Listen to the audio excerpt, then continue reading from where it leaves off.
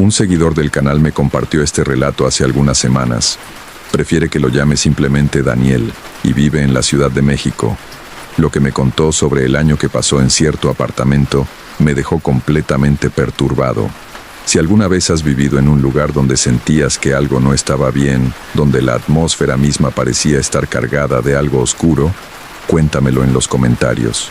Me fascina cómo algunos espacios parecen retener energías o presencias que no podemos explicar. Ahora, esta es la historia de Daniel y el apartamento al que nunca debió mudarse. Un lugar donde cada noche traía algo nuevo, algo peor, hasta que finalmente entendió la terrible verdad. Me llamo Daniel y necesito contar esto porque si no lo hago, siento que voy a enloquecer. Lo que viví en ese apartamento cambió mi forma de ver el mundo. Cambió mi forma de dormir. Cambió quién soy. Esto sucedió hace 2 años. Yo tenía 26 años y acababa de conseguir un trabajo decente en una empresa de marketing en la Ciudad de México. Vivía con mis padres en Naucalpan, pero el trayecto al trabajo era de casi 2 horas cada día. Estaba cansado de perder 4 horas diarias en el tráfico, así que decidí buscar un lugar para vivir solo, cerca de mi trabajo en la colonia Condesa. El problema era mi presupuesto. La Condesa no es barata, y con mi salario de entrada solo podía permitirme algo muy básico. Busqué durante semanas sin encontrar nada que pudiera pagar. Entonces encontré el anuncio en un grupo de Facebook. Apartamento en renta Condesa, 4,500 pesos mensuales. Un dormitorio, baño completo, cocina integrada, cuarto piso, disponible inmediatamente. El precio era ridículamente bajo para la zona, casi la mitad de lo que costaban otros lugares similares. Pensé que debía tener algún defecto grave, pero decidí verlo de todas formas. El edificio estaba en una calle tranquila, arbolada, hermosa. Era un edificio art deco de los años 40, bien mantenido por fuera.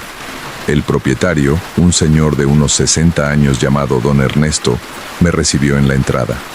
¿Vienes por el apartamento del cuarto piso?, preguntó con una expresión extraña.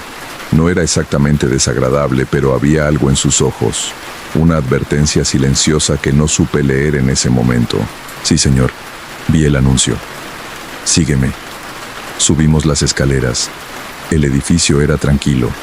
Escuché televisión en algunos apartamentos, niños jugando en otro. Normal, ordinario. Pero cuando llegamos al cuarto piso, la atmósfera cambió. No sé cómo explicarlo. El aire se sentía más pesado, más frío. El pasillo estaba más oscuro que los demás, aunque tenía las mismas ventanas. Había 4 puertas en ese piso. Don Ernesto caminó hasta la última, la del fondo. Apartamento 4D. Este es, dijo, sacando las llaves. ¿Los otros apartamentos de este piso están ocupados?, pregunté. No, están vacíos, por ahora. Abrió la puerta. El apartamento era pequeño pero funcional. Una sala comedor con cocina integrada, una habitación con closet empotrado, un baño completo. Estaba amueblado básicamente, una cama, un sofá viejo, una mesa pequeña, algunos estantes.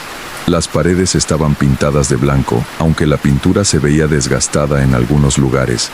Tenía una ventana grande en la sala que daba a la calle, con buena luz natural. La habitación tenía una ventana más pequeña que daba a un patio interior. ¿Por qué está tan barato?, pregunté directamente. Don Ernesto suspiró. Seré honesto contigo porque pareces buen muchacho. Este apartamento ha tenido problemas para mantener inquilinos. La gente se muda rápido, 1 mes, 2 meses como máximo. Dicen que escuchan cosas, que se sienten incómodos. ¿Qué tipo de cosas escuchan? Ruidos, pasos, voces. Las quejas típicas. Yo nunca he experimentado nada y he entrado muchas veces a hacer reparaciones. Creo que es solo la imaginación de la gente, o las tuberías viejas. Este edificio tiene 80 años. Hace ruidos, pero la gente se asusta fácilmente. Debí haberme ido en ese momento. Debí haber escuchado la advertencia. Pero yo era escéptico, no creía en fantasmas, y necesitaba desesperadamente un lugar cerca del trabajo que pudiera pagar. ¿Hay algo más que deba saber?, pregunté. Don Ernesto dudó. Hace muchos años, en los años 60, hubo un incidente en este apartamento. Un hombre mató a su esposa aquí, y luego se suicidó. Pero eso fue hace más de 50 años. No creo que tenga relevancia hoy en día. Un asesinato, suicidio, por supuesto. Típico de apartamentos baratos con historias.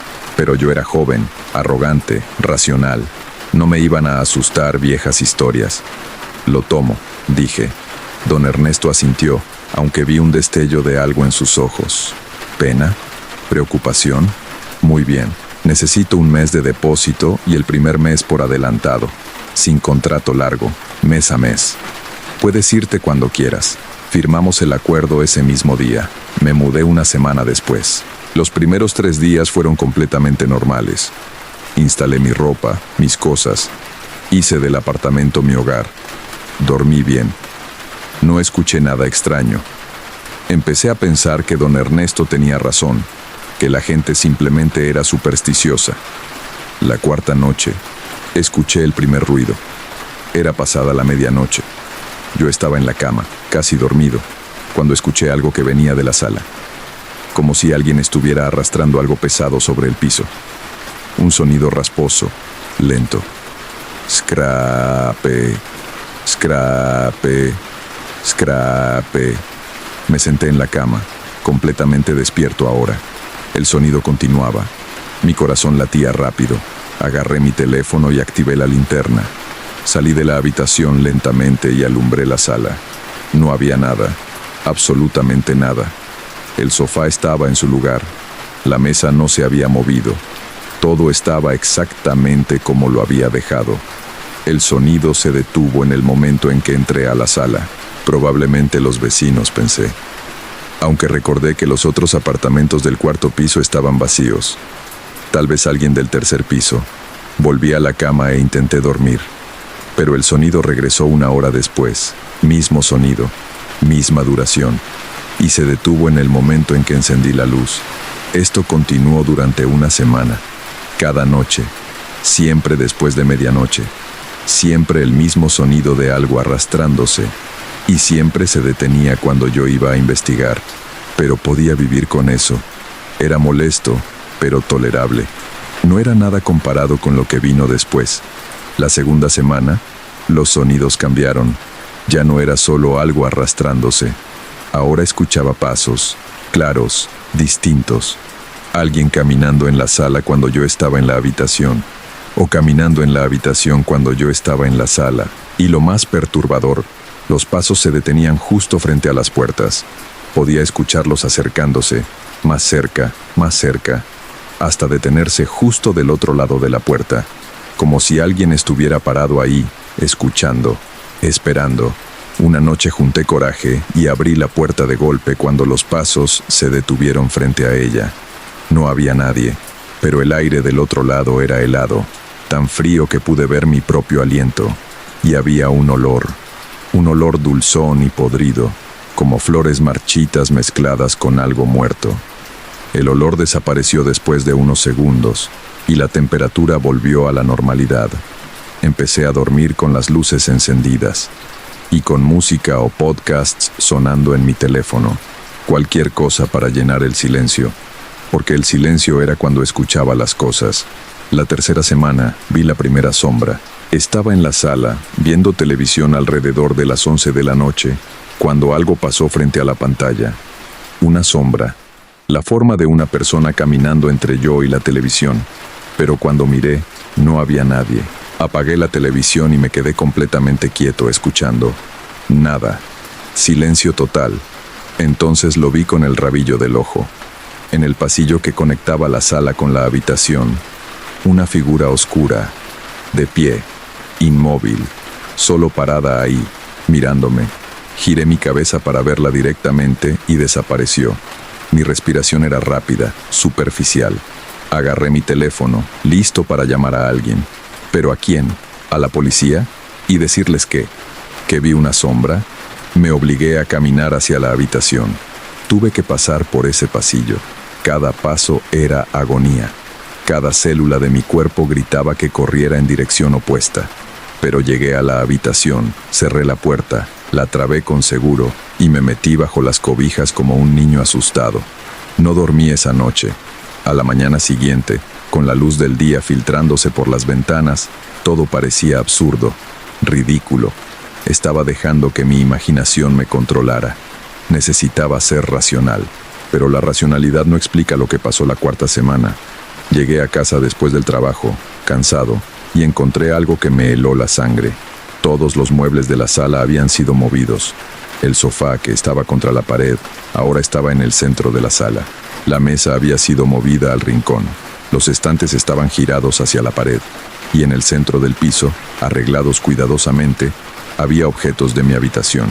Mi ropa, mis libros, mis fotos familiares, todo formando un círculo perfecto. Mis manos temblaban mientras sacaba mi teléfono y tomaba fotos. Evidencia. Necesitaba evidencia de que esto estaba pasando realmente. Llamé a don Ernesto.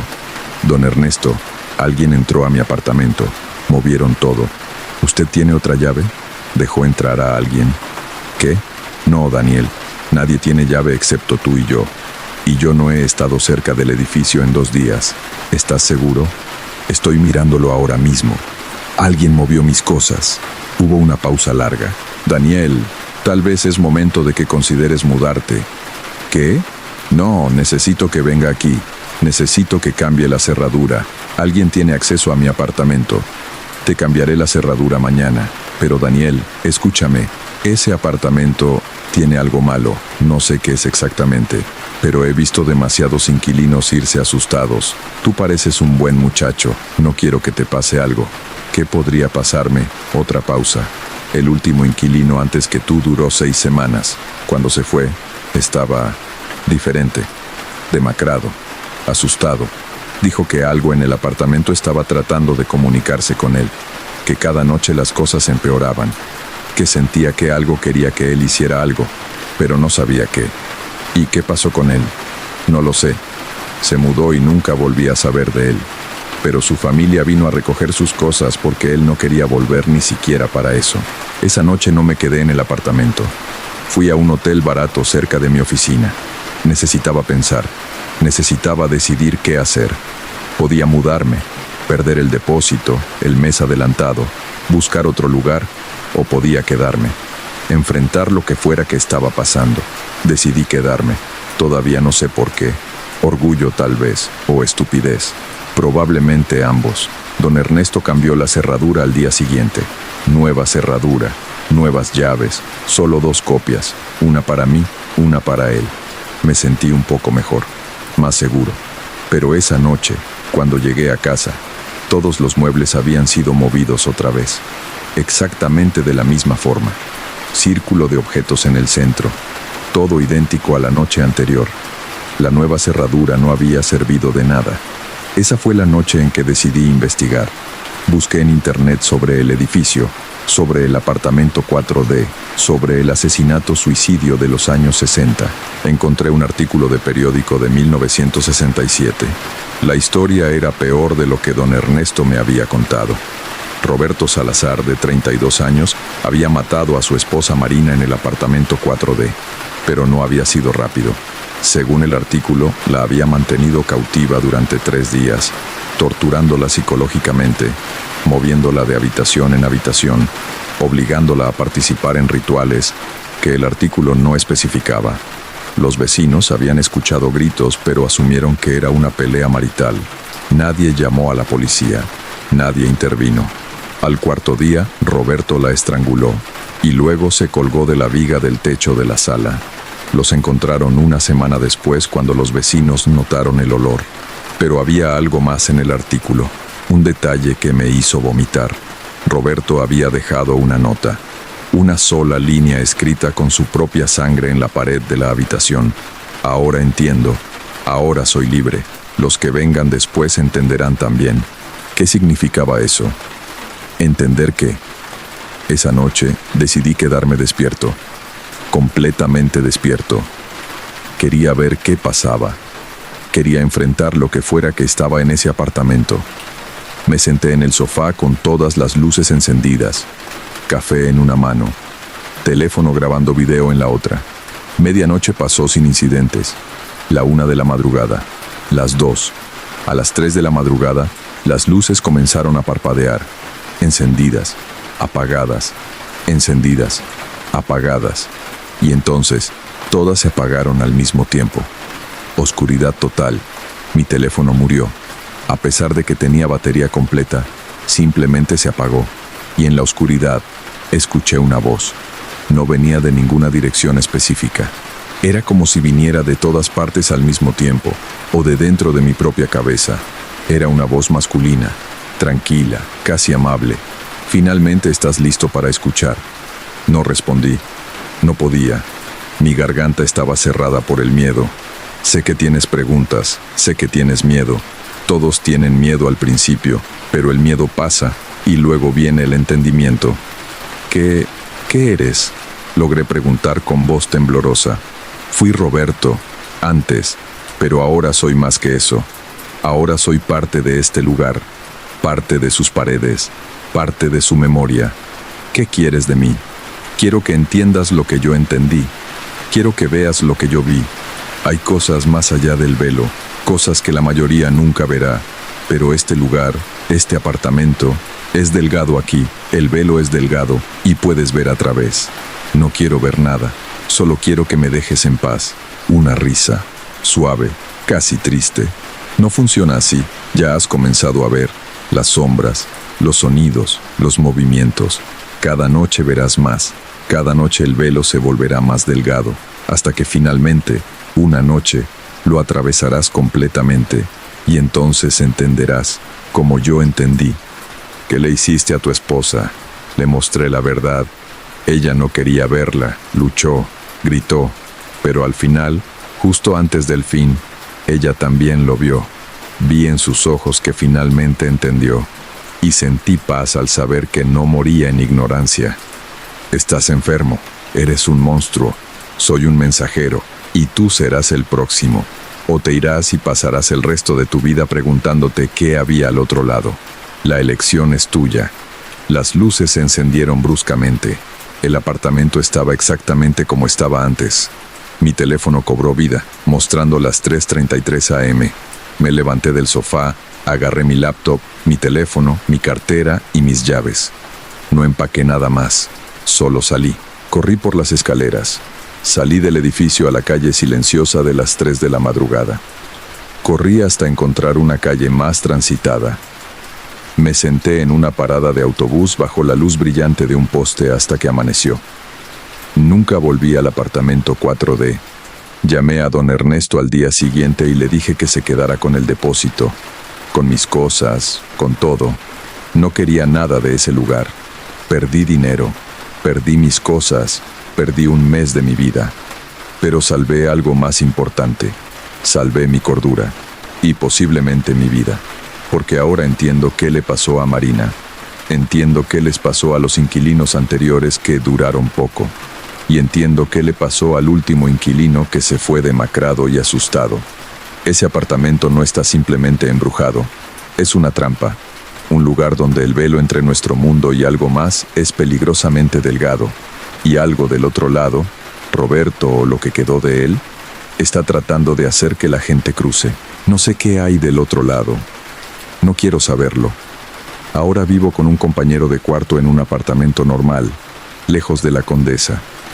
Duermo con las luces encendidas algunas noches. Evito estar solo en lugares demasiado silenciosos.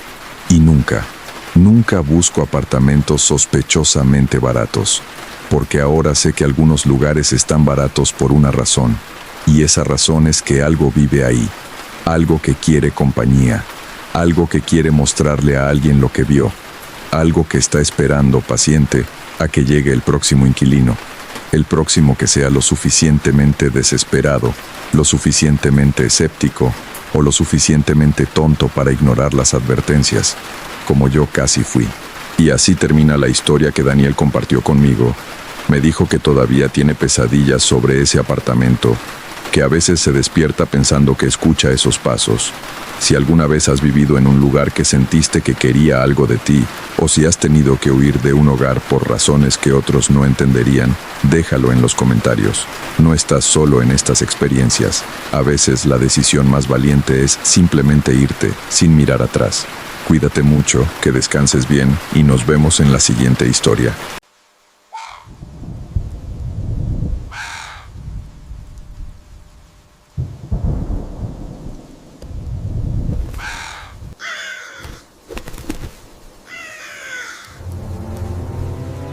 Un seguidor llamado Javier me contactó hace algunas semanas con una experiencia que dice cambió completamente su vida.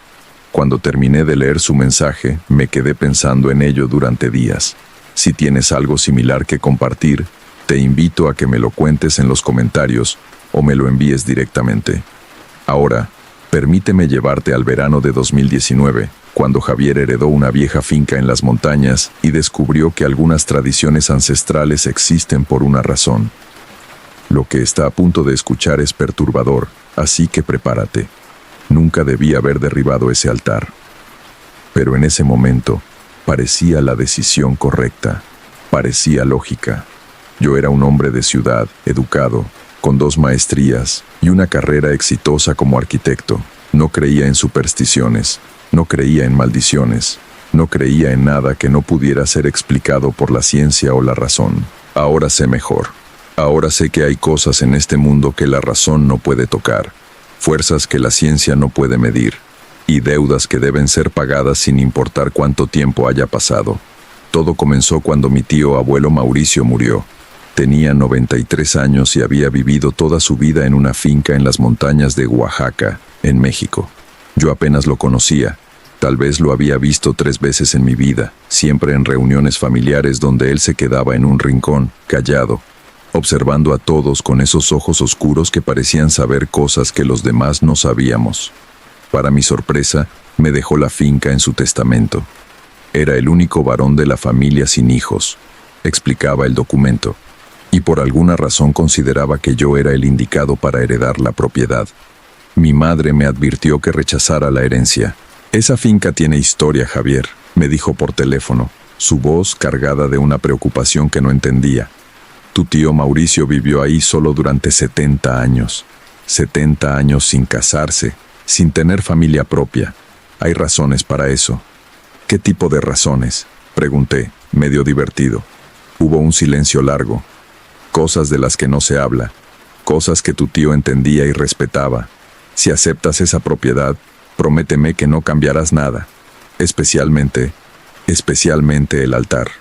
«¿Qué altar?». «Lo sabrás cuando lo veas. Prométemelo, Javier». Le prometí, aunque no tenía ni idea de qué estaba hablando. Pensé que eran solo supersticiones de pueblo, historias viejas sin fundamento.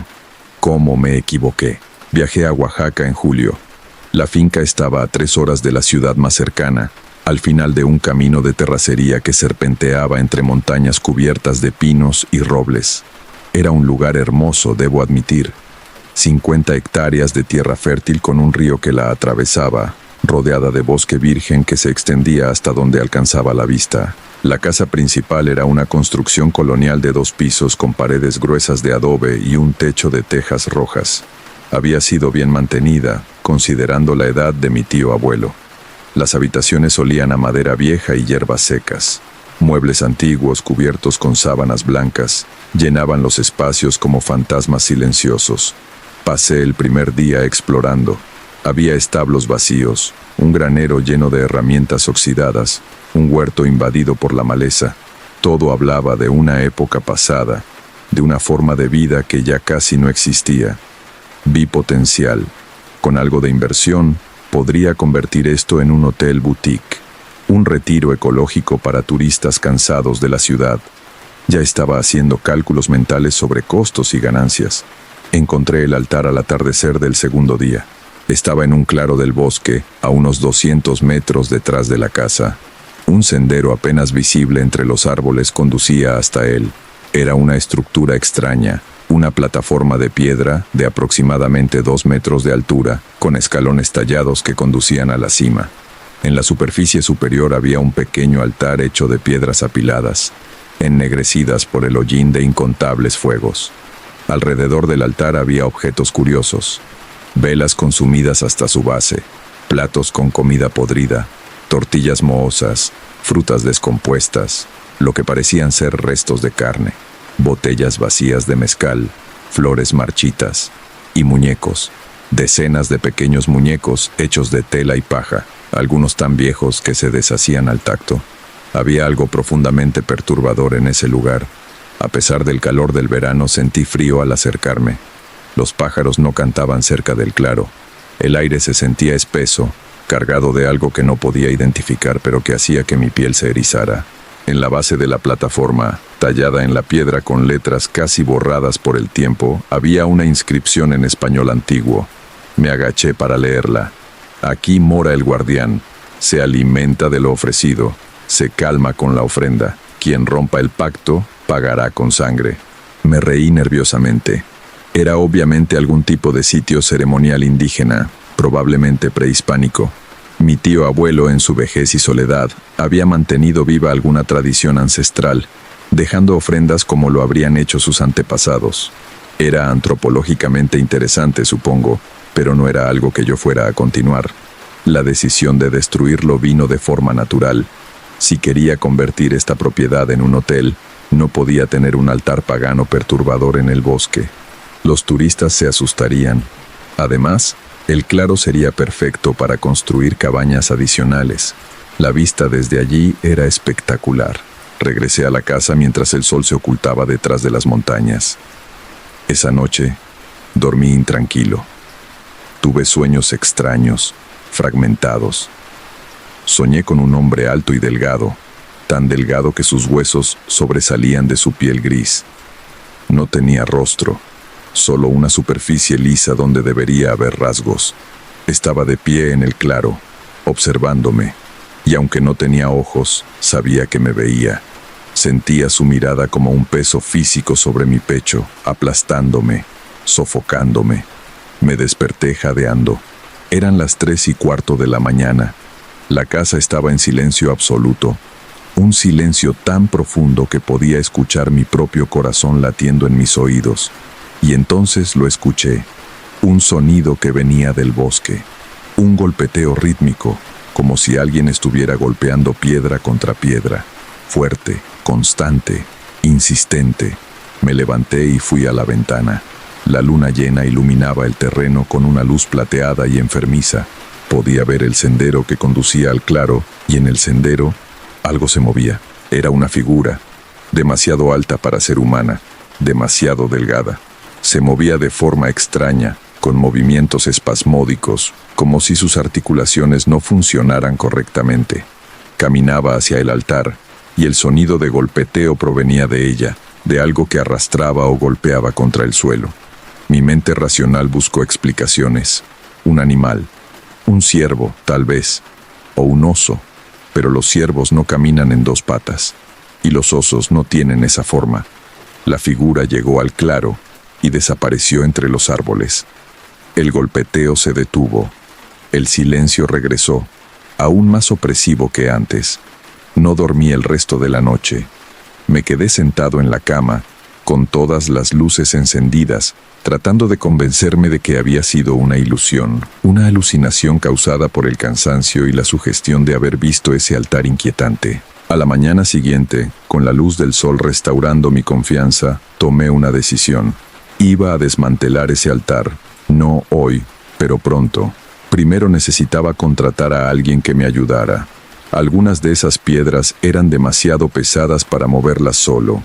Fui al pueblo más cercano, un lugar pequeño llamado San Andrés del Monte, para buscar trabajadores. En la única cantina del pueblo, encontré a 3 hombres dispuestos a trabajar por un pago diario razonable. Les expliqué que necesitaba ayuda para limpiar parte del terreno, remover algunas estructuras viejas. ¿Qué tipo de estructuras?, preguntó uno de ellos, un hombre de mediana edad con manos callosas y rostro curtido por el sol. Un altar viejo, piedras apiladas en el bosque. Los 3 hombres se miraron entre sí. Algo pasó entre ellos, una comunicación silenciosa que no pude interpretar. No podemos ayudarte con eso, dijo finalmente el hombre. Les pagaré el doble. No es cuestión de dinero, señor. Es cuestión de respeto. Ese altar ha estado ahí más tiempo del que cualquiera puede recordar. Don Mauricio lo cuidaba, su padre antes que él, y su abuelo antes que eso. Hay razones. Son solo supersticiones, dije, comenzando a irritarme. Tal vez, respondió el hombre levantándose, pero hay supersticiones que existen porque la realidad detrás de ellas es demasiado terrible para explicar de otra forma. Buenos días, señor. Los 3 salieron de la cantina, dejándome solo con mi frustración. No importaba. Podía hacerlo yo mismo. Tal vez me tomaría más tiempo, pero era posible. Tenía herramientas en el granero, mazos, palancas, hachas. Solo necesitaba determinación. Comencé a trabajar esa misma tarde. Primero limpié toda la basura alrededor del altar, las ofrendas podridas, las botellas vacías, los muñecos inquietantes. Lo amontoné todo y lo quemé, sintiendo una extraña satisfacción al ver las llamas consumir esos objetos. Luego me dediqué a las piedras del altar mismo. Eran antiguas, cubiertas de musgo y liquen, pegadas entre sí con algo que parecía una mezcla de barro y cal. Comencé a golpear con el mazo, desalojando las piedras una por una. Fue más difícil de lo que esperaba. Las piedras estaban firmemente colocadas, y algunas eran increíblemente pesadas. Trabajé durante horas, sudando bajo el sol de la tarde, hasta que logré desmantelar la parte superior del altar. Debajo de las piedras superiores encontré algo que me hizo detenerme. Era un espacio hueco, una cámara oculta dentro de la estructura, y dentro de esa cámara había cosas, huesos, pequeños huesos que podían ser de animales o de otra cosa, trozos de tela podrida, y un objeto envuelto en cuero tan viejo que se desmoronaba al tacto. Con manos temblorosas, desenvolví el objeto. Era un cuchillo ceremonial con mango de hueso tallado con símbolos que no reconocía, y una hoja de obsidiana negra tan afilada que me corté el dedo solo con rozarla. La sangre cayó sobre las piedras, y en el momento en que lo hizo, sentí algo, como si el aire mismo se hubiera tensado a mi alrededor, como si algo hubiera despertado. Un viento repentino sopló a través del claro, a pesar de que el resto del bosque permanecía inmóvil. Los árboles crujieron. En algún lugar cercano, un pájaro gritó, un sonido agudo y aterrorizado, y entonces escuché una voz, no con mis oídos, sino dentro de mi cabeza, una voz que sonaba como huesos rompiéndose, como tierra deslizándose sobre una tumba. El pacto está roto. Solté el cuchillo y retrocedí, mi corazón latiendo salvajemente. Miré alrededor del claro, pero no había nadie. Estaba completamente solo. Has destruido lo que mantenía la paz. Has derramado sangre sin ofrenda. Has abierto la puerta. ¿Quién eres?, logré decir, mi voz sonando pequeña y asustada incluso a mis propios oídos. Soy el guardián. Soy quien protege y quien cobra. Soy anterior a tu pueblo, anterior a tu lengua, anterior a tu Dios. Y ahora que el pacto está roto, debo alimentarme. Me eché a correr. Abandoné las herramientas, el cuchillo, todo. Corrí de vuelta a la casa como si el diablo me persiguiera. Tal vez lo hacía. Esa noche las cosas empeoraron. Comenzó con sonidos, golpes en las paredes, arañazos en las ventanas, el sonido de pasos pesados en el techo, aunque la casa solo tenía 2 pisos y no había forma de que alguien estuviera arriba del techo. Los pasos iban y venían de un extremo al otro durante horas. Luego vinieron las visitas. A través de la ventana de mi habitación vi figuras moviéndose en el jardín. Eran altas y delgadas, con extremidades demasiado largas. Se movían en grupo, 7 u 8 de ellas, caminando en círculos alrededor de la casa. Sus cabezas se giraban hacia las ventanas mientras pasaban, y aunque estaba demasiado oscuro para ver sus rostros, sabía que me estaban mirando. Cerré las cortinas y me escondí bajo las mantas como un niño asustado. No servía de nada, podía sentirlas allá afuera esperando. Al amanecer, las figuras se habían ido. Salí de la casa, desesperado por luz y aire fresco. El jardín estaba destrozado. Las flores habían sido arrancadas. El césped mostraba marcas extrañas, como si algo pesado hubiera sido arrastrado en círculos. Y en la puerta principal, tallado en la madera con algo afilado, había un mensaje: 7 días, 7 ofrendas, o 7 vidas. Mi primera reacción fue huir, empacar mis cosas y largarme, olvidarme de esta finca maldita y nunca volver. Pero algo me detuvo. Tal vez era orgullo, tal vez era terquedad, o tal vez en el fondo sabía que huir no serviría de nada. Esto no se trataba de un lugar, se trataba de mí. Yo había roto el pacto, yo era el responsable. Conduje de vuelta a San Andrés del Monte. Necesitaba respuestas, necesitaba entender qué demonios era el guardián y qué quería decir ese mensaje. Encontré al hombre de la cantina en su casa, una pequeña construcción de adobe en las afueras del pueblo. Cuando abrió la puerta y me vio, su expresión se tornó sombría. «Lo hiciste, ¿verdad? Destruiste el altar». No negué. «Necesito saber qué es. Necesito saber cómo detenerlo». Él suspiró y me invitó a pasar. Su esposa nos sirvió café mientras él me contaba la historia. El guardián era antiguo, más antiguo que los aztecas, más antiguo que cualquier civilización conocida.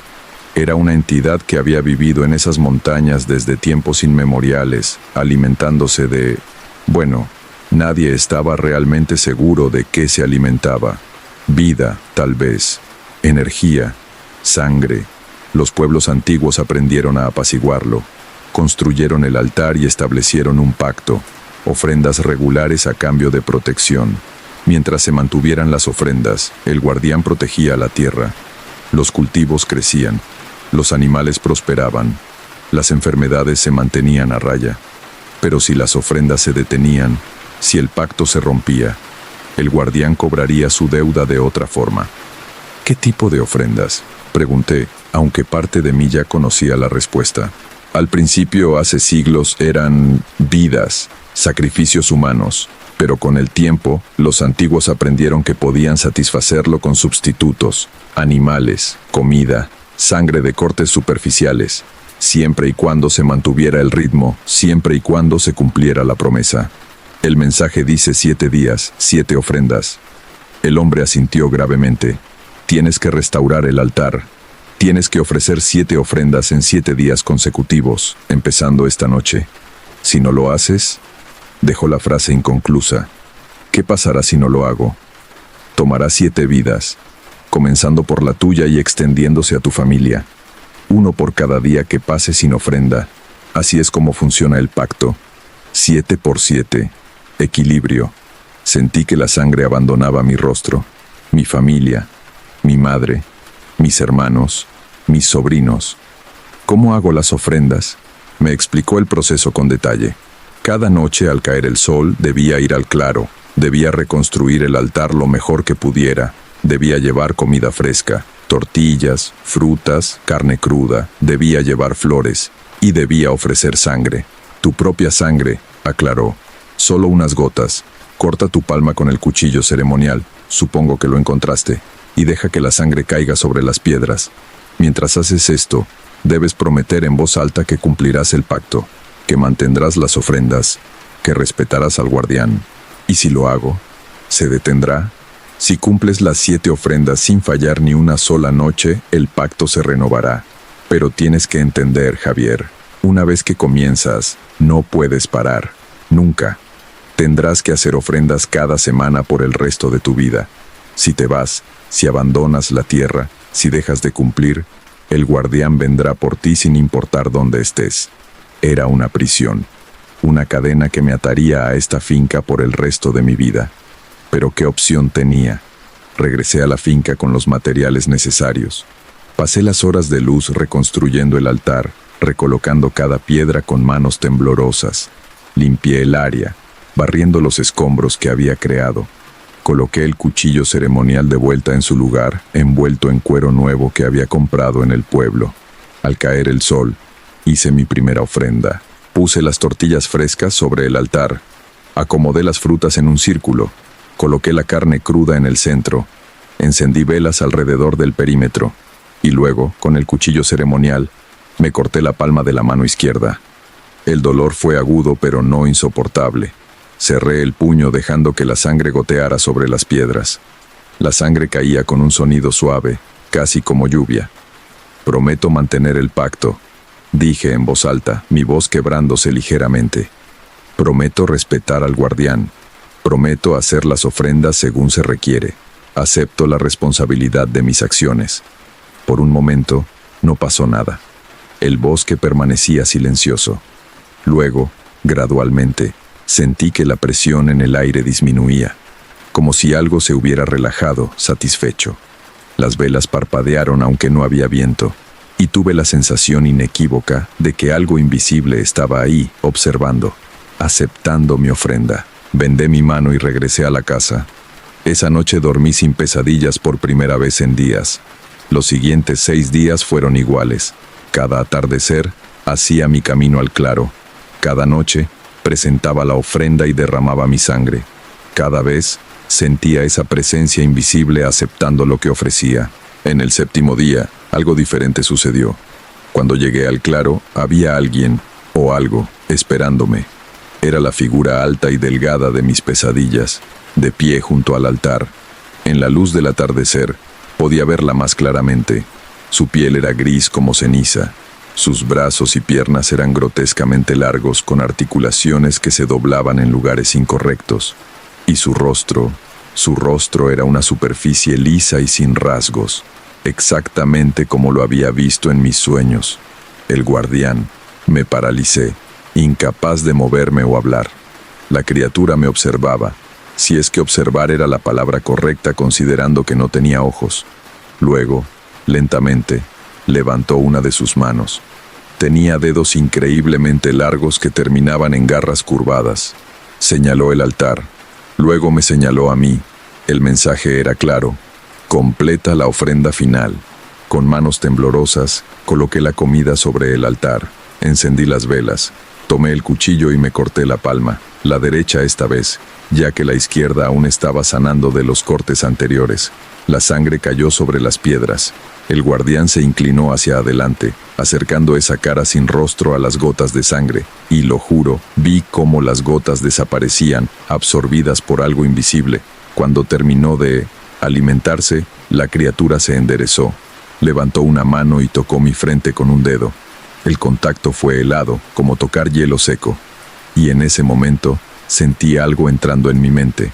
Conocimiento, comprensión, imágenes de siglos pasados, de generaciones de mi familia manteniendo este pacto, de las consecuencias terribles cuando alguien lo rompía. Vi pueblos enteros desaparecidos. Vi campos estériles donde antes había abundancia. Vi personas consumidas, sus vidas drenadas, sus cuerpos encontrados marchitos como plantas sin agua, y entendí. El guardián no era malévolo, era natural, tan natural como un río que necesita lluvia, como un fuego que necesita combustible. Simplemente existía, y su existencia requería sustento. El pacto no era una maldición, era un acuerdo mutuamente beneficioso, protección a cambio de alimento. La criatura retiró su mano de mi frente. Luego, sin ningún sonido, simplemente dejó de estar ahí. No se desvaneció ni se alejó caminando. Simplemente se fue. El pacto estaba renovado y yo estaba atado a él para siempre. Eso fue hace 3 años. Todavía vivo en la finca. He abandonado mi carrera como arquitecto. Algunas de mis amistades piensan que estoy loco, que desperdicié mi potencial para vivir como ermitaño en las montañas. Mi familia me visita raramente, y cuando lo hacen, puedo ver la preocupación en sus ojos. Pero yo estoy bien, realmente lo estoy. He llegado a entender y, de forma extraña, respetar al guardián. Mantengo las ofrendas fielmente. Una vez a la semana, sin falta, voy al altar al caer el sol. Ya no necesito cortarme, un simple pinchazo en el dedo es suficiente. Es un ritual, un ritmo que se ha vuelto parte de mi vida. La tierra prospera. Mi pequeño huerto produce más de lo que puedo comer. Los animales son abundantes. Me he vuelto autosuficiente de formas que nunca creí posibles. Y por las noches, cuando camino por el bosque, a veces veo al guardián a la distancia, observando, protegiendo. Ya no le tengo miedo. Hemos llegado a un entendimiento, él y yo. Yo cumplo mi parte del pacto y él cumple la suya. Es un intercambio justo. Pero siempre me pregunto, ¿cuántas otras tierras, cuántos otros lugares en el mundo mantienen pactos similares? ¿Cuántos de nosotros, sin saberlo, vivimos bajo protecciones antiguas compradas con ofrendas que alguien más hace en nuestro nombre? Y me pregunto qué pasará cuando ya no pueda mantener las ofrendas, cuando sea demasiado viejo, cuando muera. ¿Quién tomará mi lugar? ¿Quién heredará este deber? Por ahora no tengo respuestas. Solo sé que cada semana, cuando el sol comienza a ocultarse detrás de las montañas, tomo mi canasta con ofrendas y camino hacia el claro en el bosque. Y que mientras lo haga, mientras mantenga la promesa, estaré seguro. El pacto protege, el pacto exige, el pacto permanece. Y yo soy su guardián tanto como el guardián es el mío. Esa es la historia que Javier me envió. Dice que sigue viviendo en esa finca, cumpliendo el pacto semana tras semana. A veces me envía actualizaciones, contándome sobre su vida allí. Si alguna vez has sentido que hay lugares con sus propias reglas, sus propias leyes que no entendemos, compártelo en los comentarios. Me fascina saber qué experiencias han tenido. Y si este tipo de historias te interesan, suscríbete al canal para escuchar más cada semana. A veces, los pactos antiguos siguen vigentes por buenas razones. Cuídate esta noche y nos escuchamos pronto.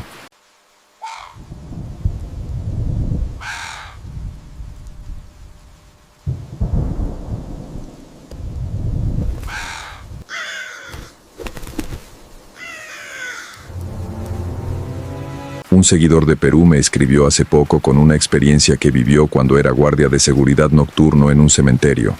Prefiere que no use su nombre real, así que lo llamaremos Miguel. Si alguna vez has trabajado de noche en lugares donde la muerte está presente, hospitales, morgues, cementerios, y has vivido algo inexplicable, cuéntamelo en los comentarios. Estas historias merecen ser compartidas.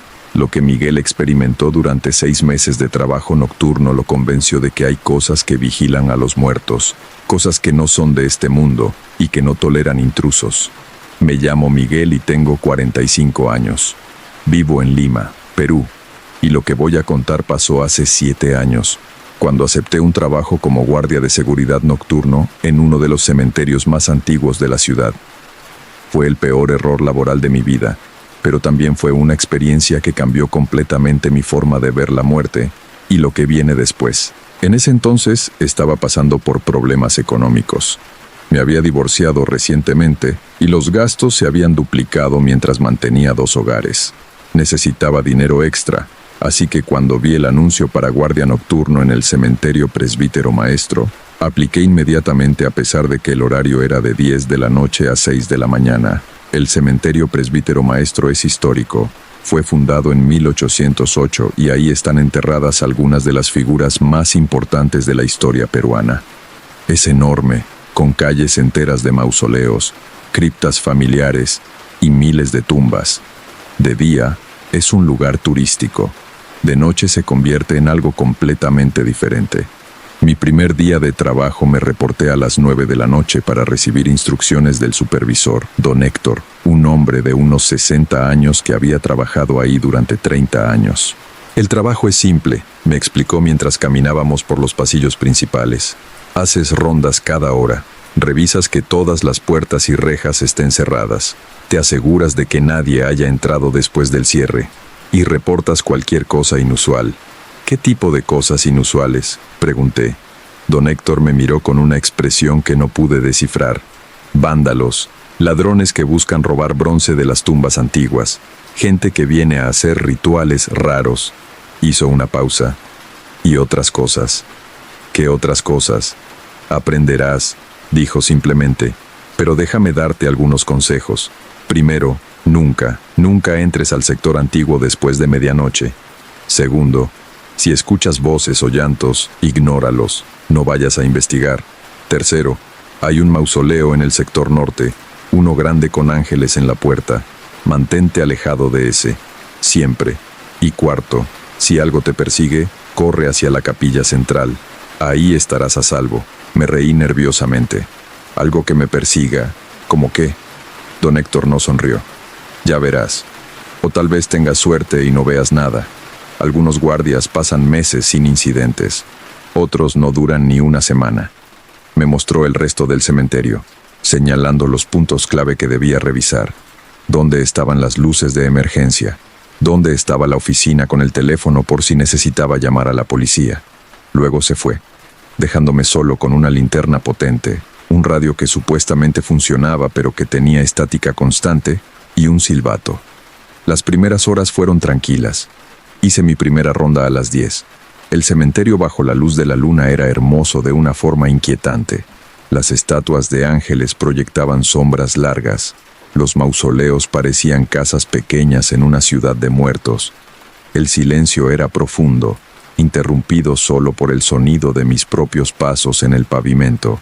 A las 11 hice mi segunda ronda. Todo seguía tranquilo.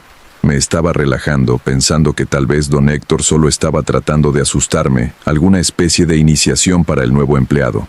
Pero a medianoche todo cambió. Estaba en la oficina, tomando café, cuando escuché el primer sonido. Un llanto, bajo, distante, pero inconfundible. Sonido de mujer llorando. Recordé las palabras de don Héctor. Si escuchas voces o llantos, ignóralos. Pero era mi trabajo investigar sonidos sospechosos. ¿Qué pasaba si había alguien real ahí afuera que necesitaba ayuda? Tomé mi linterna y salí. El llanto continuaba. Parecía venir del sector este. Caminé hacia allá, siguiendo el sonido. Pasé filas y filas de tumbas, muchas tan antiguas que sus inscripciones ya no eran legibles. El llanto se hacía más fuerte mientras me acercaba, y entonces, de repente, se detuvo, completamente. Silencio absoluto. Me detuve, mirando alrededor. Estaba en una sección llena de tumbas del siglo XIX. No había nadie visible, ningún movimiento.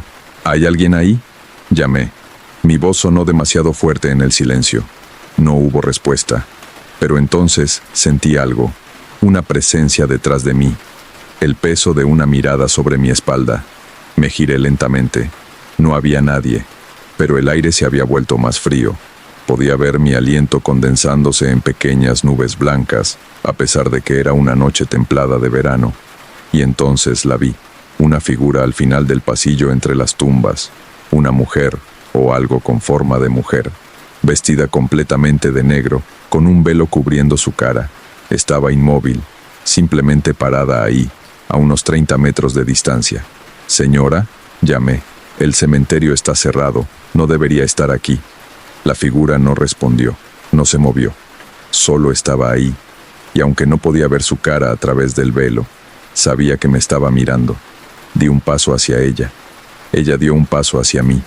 Con cada paso que yo daba, ella daba uno también, manteniendo siempre la misma distancia entre nosotros. Algo en mi instinto me dijo que esto no era normal, que esta no era una persona real. Di un paso hacia atrás. La figura también retrocedió. «Está bien», dije en voz alta, más para calmarme a mí mismo que para comunicarme con ella. «Me voy. Usted haga lo suyo». Retrocedí lentamente, manteniendo mi linterna apuntando hacia la figura. Cuando llegué a la esquina, me di vuelta y caminé rápido de regreso a la oficina. No corrí. Mi orgullo no me lo permitía todavía, pero caminé muy, muy rápido. Cuando llegué a la oficina, cerré la puerta con llave y me quedé ahí, respirando pesadamente. Solo fue alguien haciendo una visita nocturna ilegal, me dije. Nada sobrenatural, solo una persona real, pero no me lo creía. El frío, la forma en que se movía sincronizada conmigo, la sensación de que no era humana. Pasé la siguiente hora en la oficina, posponiendo mi siguiente ronda. Pero a la 1 de la mañana sabía que tenía que salir. Era mi trabajo. No podía quedarme escondido toda la noche. Esta vez fui en dirección opuesta, hacia el sector norte.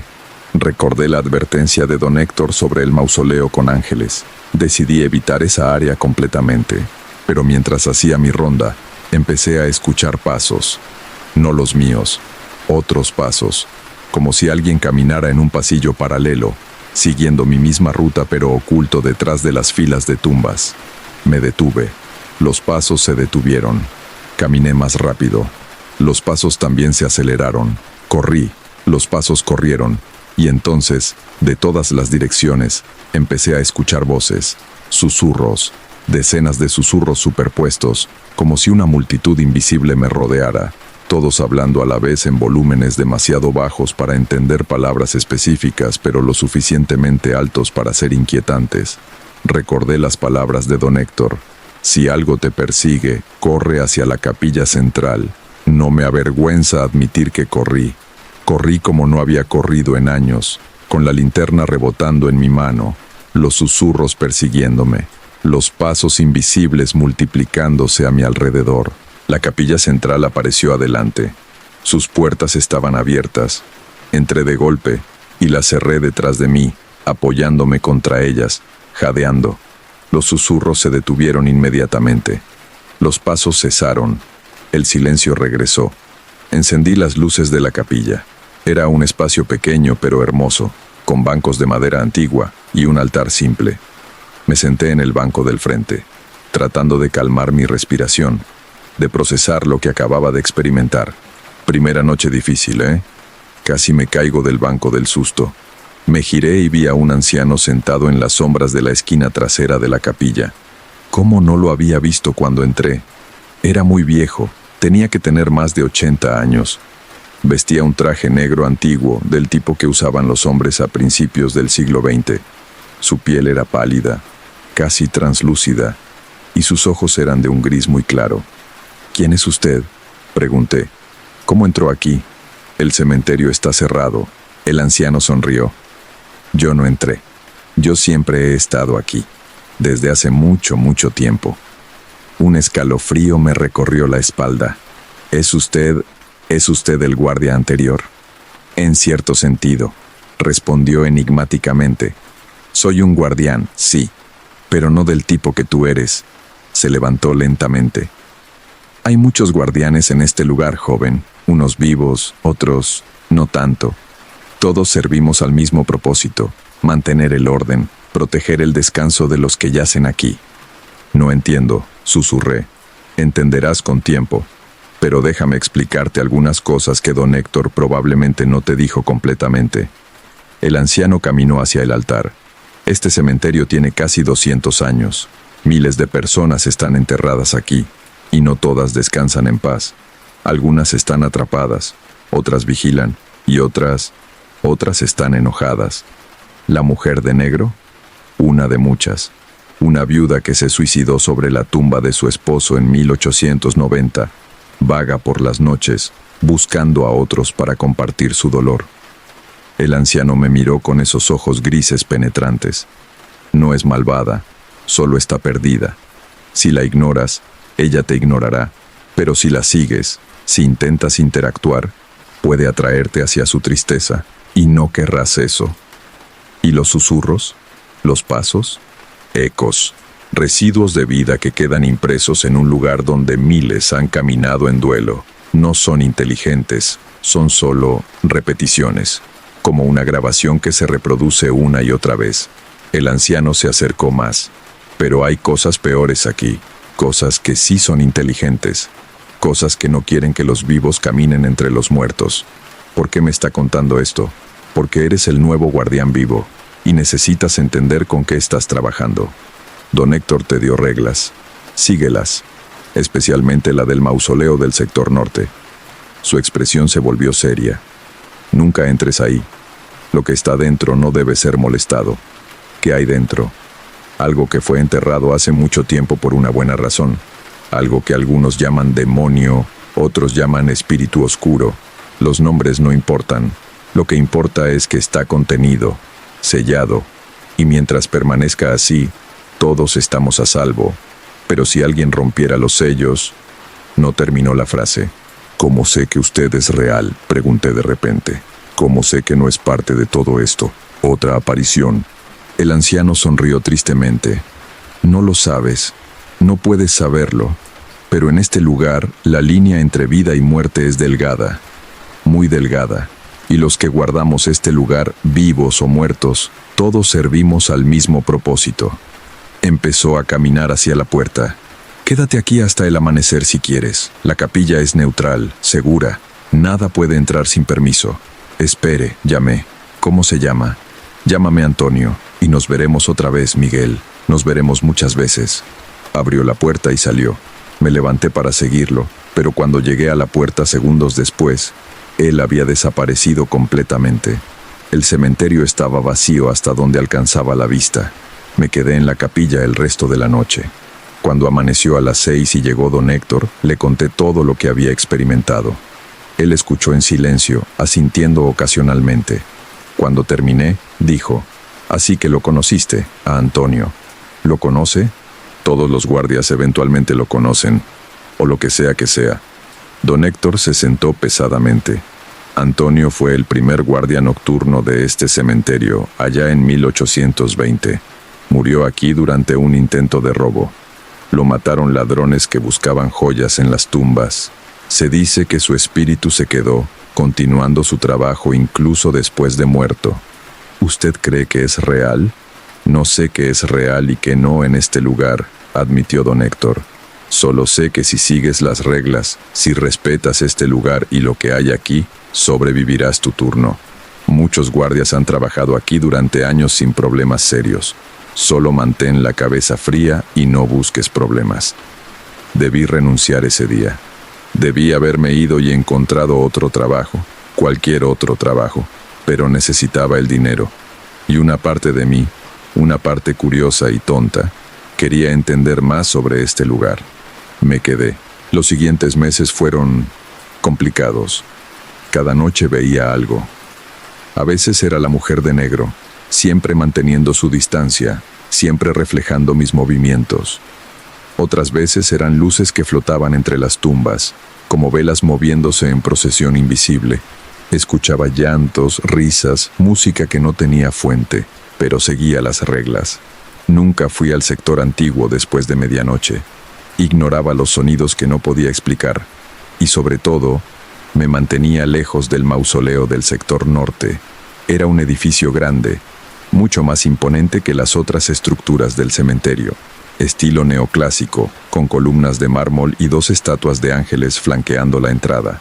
Pero los ángeles no eran hermosos o serenos como otros en el cementerio.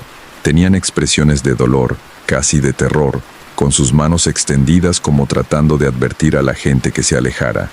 La puerta del mausoleo estaba sellada con cadenas y candados viejos, oxidados, y había símbolos grabados en el marco de la puerta. No eran cristianos, parecían mucho más antiguos. Cada vez que pasaba cerca de ese mausoleo durante mis rondas, sentía algo, un peso en el pecho, una dificultad para respirar, y siempre, la sensación de ser observado con hostilidad. Antonio me explicó más sobre eso en uno de nuestros encuentros. Aparecía ocasionalmente, usualmente en la capilla, y hablábamos. Me enseñó la historia del cementerio, me contó sobre algunos de los residentes más interesantes, y me advirtió sobre las áreas peligrosas. El mausoleo fue construido en 1845 para la familia Salazar. Me contó una noche. Ricardo Salazar era un comerciante rico, pero también era un ocultista. Experimentó con cosas que no debía. Intentó comunicarse con entidades oscuras, hacer pactos, ganar poder. ¿Qué pasó? Invocó algo que no pudo controlar. Lo consumió, a él y a toda su familia. 7 personas murieron en circunstancias horribles en el transcurso de un mes. Cuando finalmente los enterraron en ese mausoleo, la iglesia envió a sus mejores exorcistas para sellar el lugar. Los símbolos que ves en la puerta son sellos protectores. Mantienen lo que está dentro. ¿Y todavía funciona? ¿Después de tantos años? Sí. Pero los sellos se debilitan con el tiempo. Cada pocos años alguien de la iglesia viene a renovarlos. Antonio me miró seriamente. Mientras esos sellos estén intactos, estamos a salvo. Pero si algo o alguien los rompiera, no quise imaginar qué pasaría. Todo fue relativamente manejable hasta que apareció Gabriel. Gabriel era un joven de unos 25 años, nuevo guardia que contrataron para los turnos de noche del fin de semana. Era escéptico, arrogante, el típico tipo que piensa que sabe todo y que las advertencias de otros son supersticiones tontas. Lo conocí un viernes cuando llegó para su primer turno. Don Héctor estaba dándole la misma charla de orientación que me había dado a mí meses atrás. Todo eso es basura, dijo Gabriel con desdén. Fantasmas, espíritus, apariciones, son solo historias que la gente inventa porque les da miedo la oscuridad y los lugares con muertos. Esperemos que tengas razón, dijo don Héctor con cansancio, pero igual, sigue las reglas, por si acaso. Esa noche Gabriel y yo compartimos turno. Él pasó la primera mitad del turno burlándose de todo. Se reía de mis advertencias. Caminaba por lugares que yo evitaba, gritando, «¡Fantasmas! ¡Vengan a asustarme!». Pateaba tumbas y hacía comentarios irrespetuosos sobre los muertos. «Vas a atraer problemas», le advertí. «¿Problemas de qué? ¿De cadáveres que van a levantarse y perseguirme?». Se rió. «Relájate, hermano. Son solo rocas con nombres. No hay nada especial aquí». A medianoche decidió que quería ver el famoso mausoleo del sector norte. Le dije que no fuéramos, que era contra las reglas, que había razones para esas advertencias. ¿Qué razones? ¿Fantasmas enojados? Se burló. Voy a ir. Puedes venir o puedes quedarte aquí acobardado. Fui con él. No para alentarlos, sino para intentar detenerlos. Intentaba hacer algo estúpido. Y para poder pedir ayuda si algo salía mal. Cuando llegamos al mausoleo, Gabriel se acercó a la puerta sin miedo. Tocó las cadenas, examinó los símbolos. Interesante, murmuró. Estos símbolos parecen alquímicos. O tal vez masónicos. Alguien realmente creyó que necesitaba protección mágica aquí. Gabriel, vamos, ya viste el lugar. Vámonos. ¿Qué piensas que pasaría si abriéramos esto?, preguntó con una sonrisa traviesa. No lo hagas, dije con urgencia. En serio, sea real o no lo que dicen sobre este lugar, no hay razón para arriesgarse. Pero él ya estaba sacando herramientas de su mochila. Una palanca pequeña. Apuesto a que estas cadenas están tan oxidadas que se romperán fácil. Gabriel, te lo estoy pidiendo como compañero, no lo hagas. No me escuchó. Metió la palanca entre los eslabones de una de las cadenas y empujó. La cadena, efectivamente oxidada después de décadas, se rompió con un sonido metálico. Inmediatamente el aire cambió. Se volvió helado. Y el silencio que siempre caracterizaba el cementerio de noche se volvió más profundo, antinatural, como si el lugar entero estuviera conteniendo la respiración. ¿Ves? Nada pasó, dijo Gabriel triunfante. Son solo supersticiones tontas.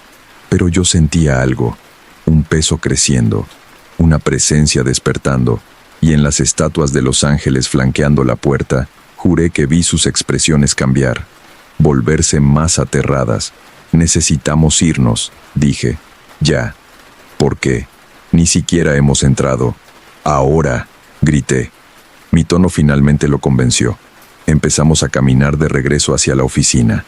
Pero después de unos pasos, Gabriel se detuvo. ¿Escuchaste eso?, preguntó. Yo también lo escuchaba. Un sonido como de arañazos.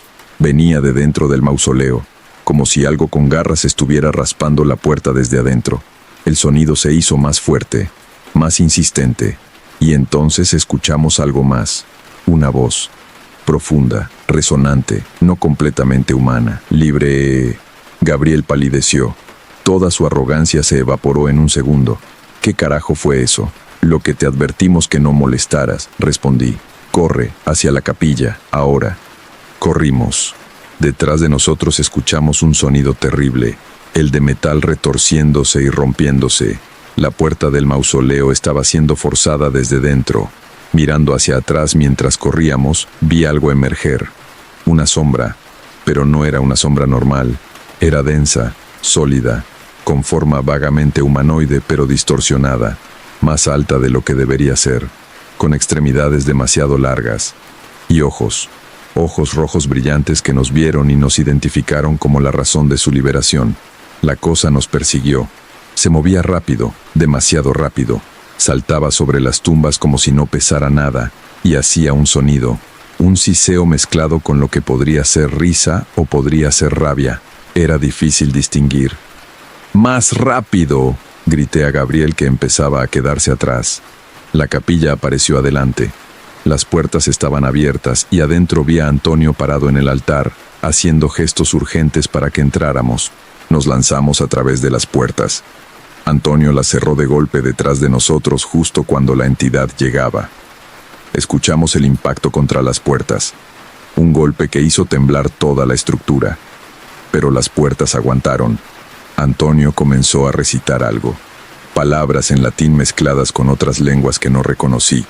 Trazó símbolos en el aire con sus manos, y lentamente el golpeteo en las puertas se detuvo. Está contenido, dijo Antonio finalmente. Por ahora. Pero los sellos están rotos. Alguien tendrá que volver a sellarlo correctamente. Gabriel estaba en el suelo, temblando, en shock. Eso era real, terminó Antonio. Muy real y muy peligroso. Lo que liberaste ha estado atrapado durante casi 200 años. Está hambriento, furioso, y ahora está libre en este cementerio.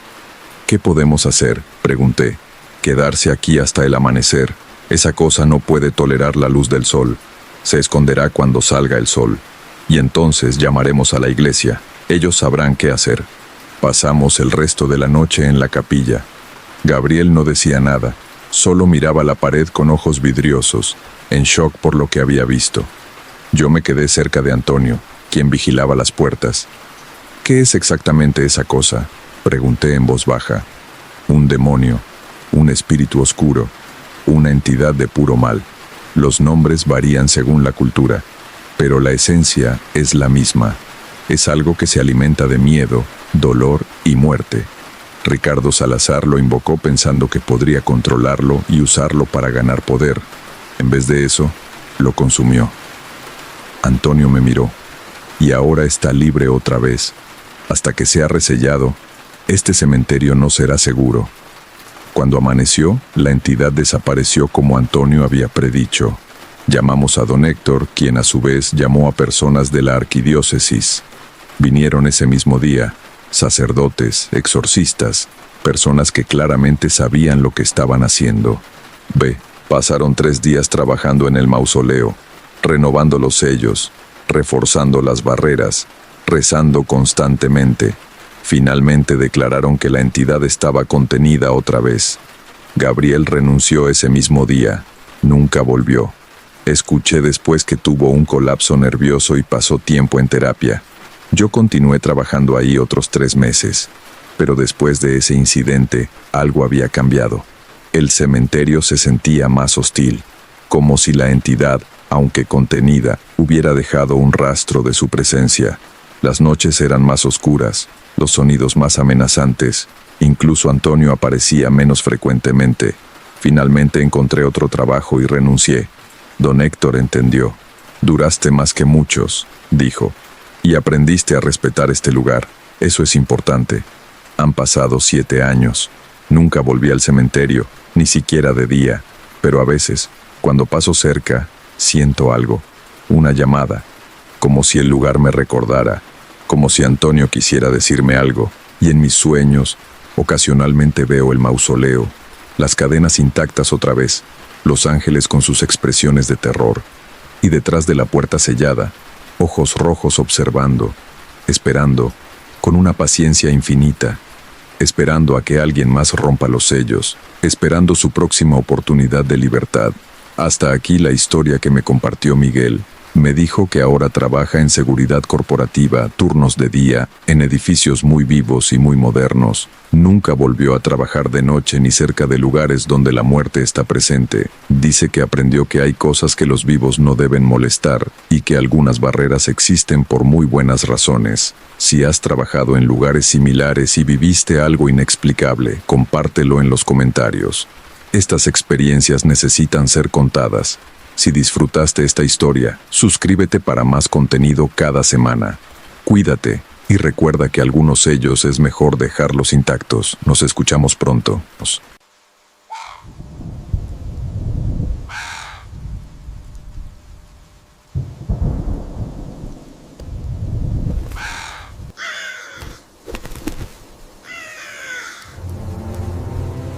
Un seguidor del canal me contactó hace unos días con una historia que involucra herencias familiares y secretos que deberían haberse llevado a la tumba. Lo llamaré Tomás para proteger su identidad. Si alguna vez has heredado algo de un familiar fallecido y has sentido que ese objeto traía consigo algo más que recuerdos, déjame saberlo en los comentarios. Me fascina cómo ciertos objetos pueden cargar con historias oscuras. Lo que Tomás heredó de su abuelo no fue solo una casa en el campo. Fue una maldición que llevaba 3 generaciones esperando por él. Y cuando finalmente la descubrió, ya era demasiado tarde para devolver lo que había aceptado.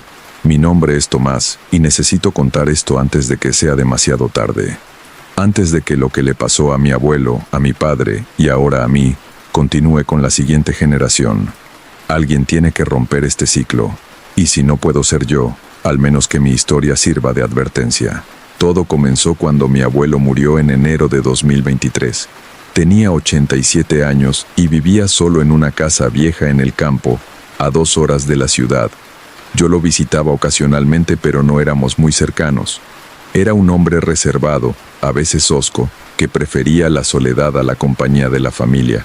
Mi padre había muerto 5 años antes en un accidente de auto, así que yo era el único heredero directo. El abogado me llamó una semana después del funeral para leer el testamento. Era simple. Todo me pertenecía ahora. La casa, el terreno y las posesiones de mi abuelo. Había una condición extraña, una cláusula específica en el testamento que decía: el heredero debe vivir en la propiedad por lo menos 30 días consecutivos antes de poder venderla o transferirla. Si no cumple esta condición, la propiedad pasa al siguiente heredero elegible o al Estado. Le pregunté al abogado sobre esto. Se encogió de hombros. Tu abuelo fue muy específico. Dijo que era tradición familiar, que cada heredero debía conocer la propiedad íntimamente antes de decidir qué hacer con ella. Me pareció extraño, pero no imposible. Yo trabajaba de forma remota como programador. Podía trabajar desde cualquier lugar con internet. 30 días en el campo sonaba casi como unas vacaciones. Me mudé a la casa una semana después. Era una construcción de principios del siglo pasado, de 2 pisos, con paredes gruesas de adobe y techos de vigas de madera. Estaba rodeada de árboles y el vecino más cercano vivía a 3 kilómetros. El silencio era absoluto excepto por los sonidos del bosque. Los primeros días fueron tranquilos. Limpié la casa, organicé las cosas de mi abuelo, instalé mi equipo de trabajo. La casa tenía electricidad y agua corriente, pero era vieja y crujía constantemente, especialmente de noche. Pero eso era normal en casas antiguas. El 5.º día encontré la puerta. Estaba en el sótano. Había bajado a revisar el sistema eléctrico porque las luces del 2.º piso parpadeaban. El sótano era amplio, con piso de tierra y paredes de piedra. Había cajas viejas, herramientas oxidadas, muebles cubiertos con sábanas. Y al fondo, medio oculta detrás de unas estanterías, había una puerta de madera con un candado grande y pesado. Me acerqué con curiosidad. El candado era viejo pero sólido. Busqué las llaves en las cosas de mi abuelo. Las encontré en un cajón de su escritorio, en un sobre que decía: no abrir. Nunca. Por supuesto lo abrí. Había solo una llave dentro. Antigua, de hierro negro, pesada. Bajé al sótano con ella esa misma noche. El candado se abrió con facilidad a pesar de su edad. La puerta crujió al abrirse, revelando una habitación pequeña. Las paredes estaban cubiertas con estanterías llenas de frascos. Cientos de frascos de vidrio de diferentes tamaños. Y cada frasco contenía algo diferente. Algunos tenían líquidos oscuros, otros contenían lo que parecían ser hierbas secas.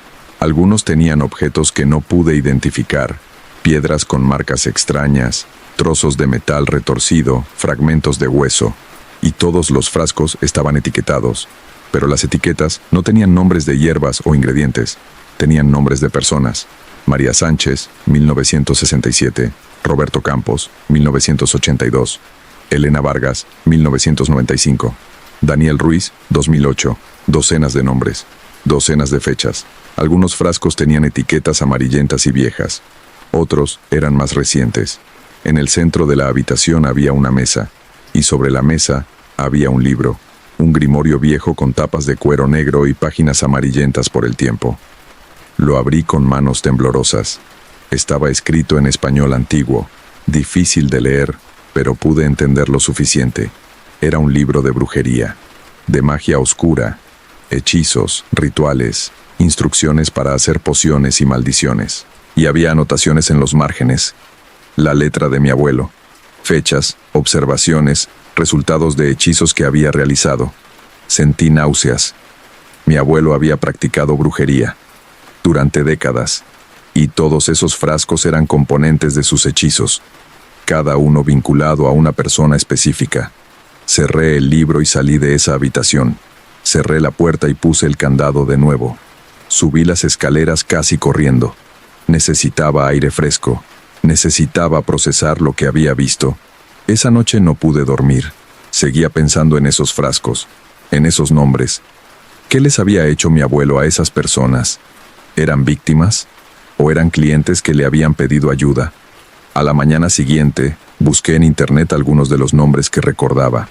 María Sánchez había muerto en 1967 en un accidente doméstico. Roberto Campos había desaparecido en 1982. Nunca fue encontrado.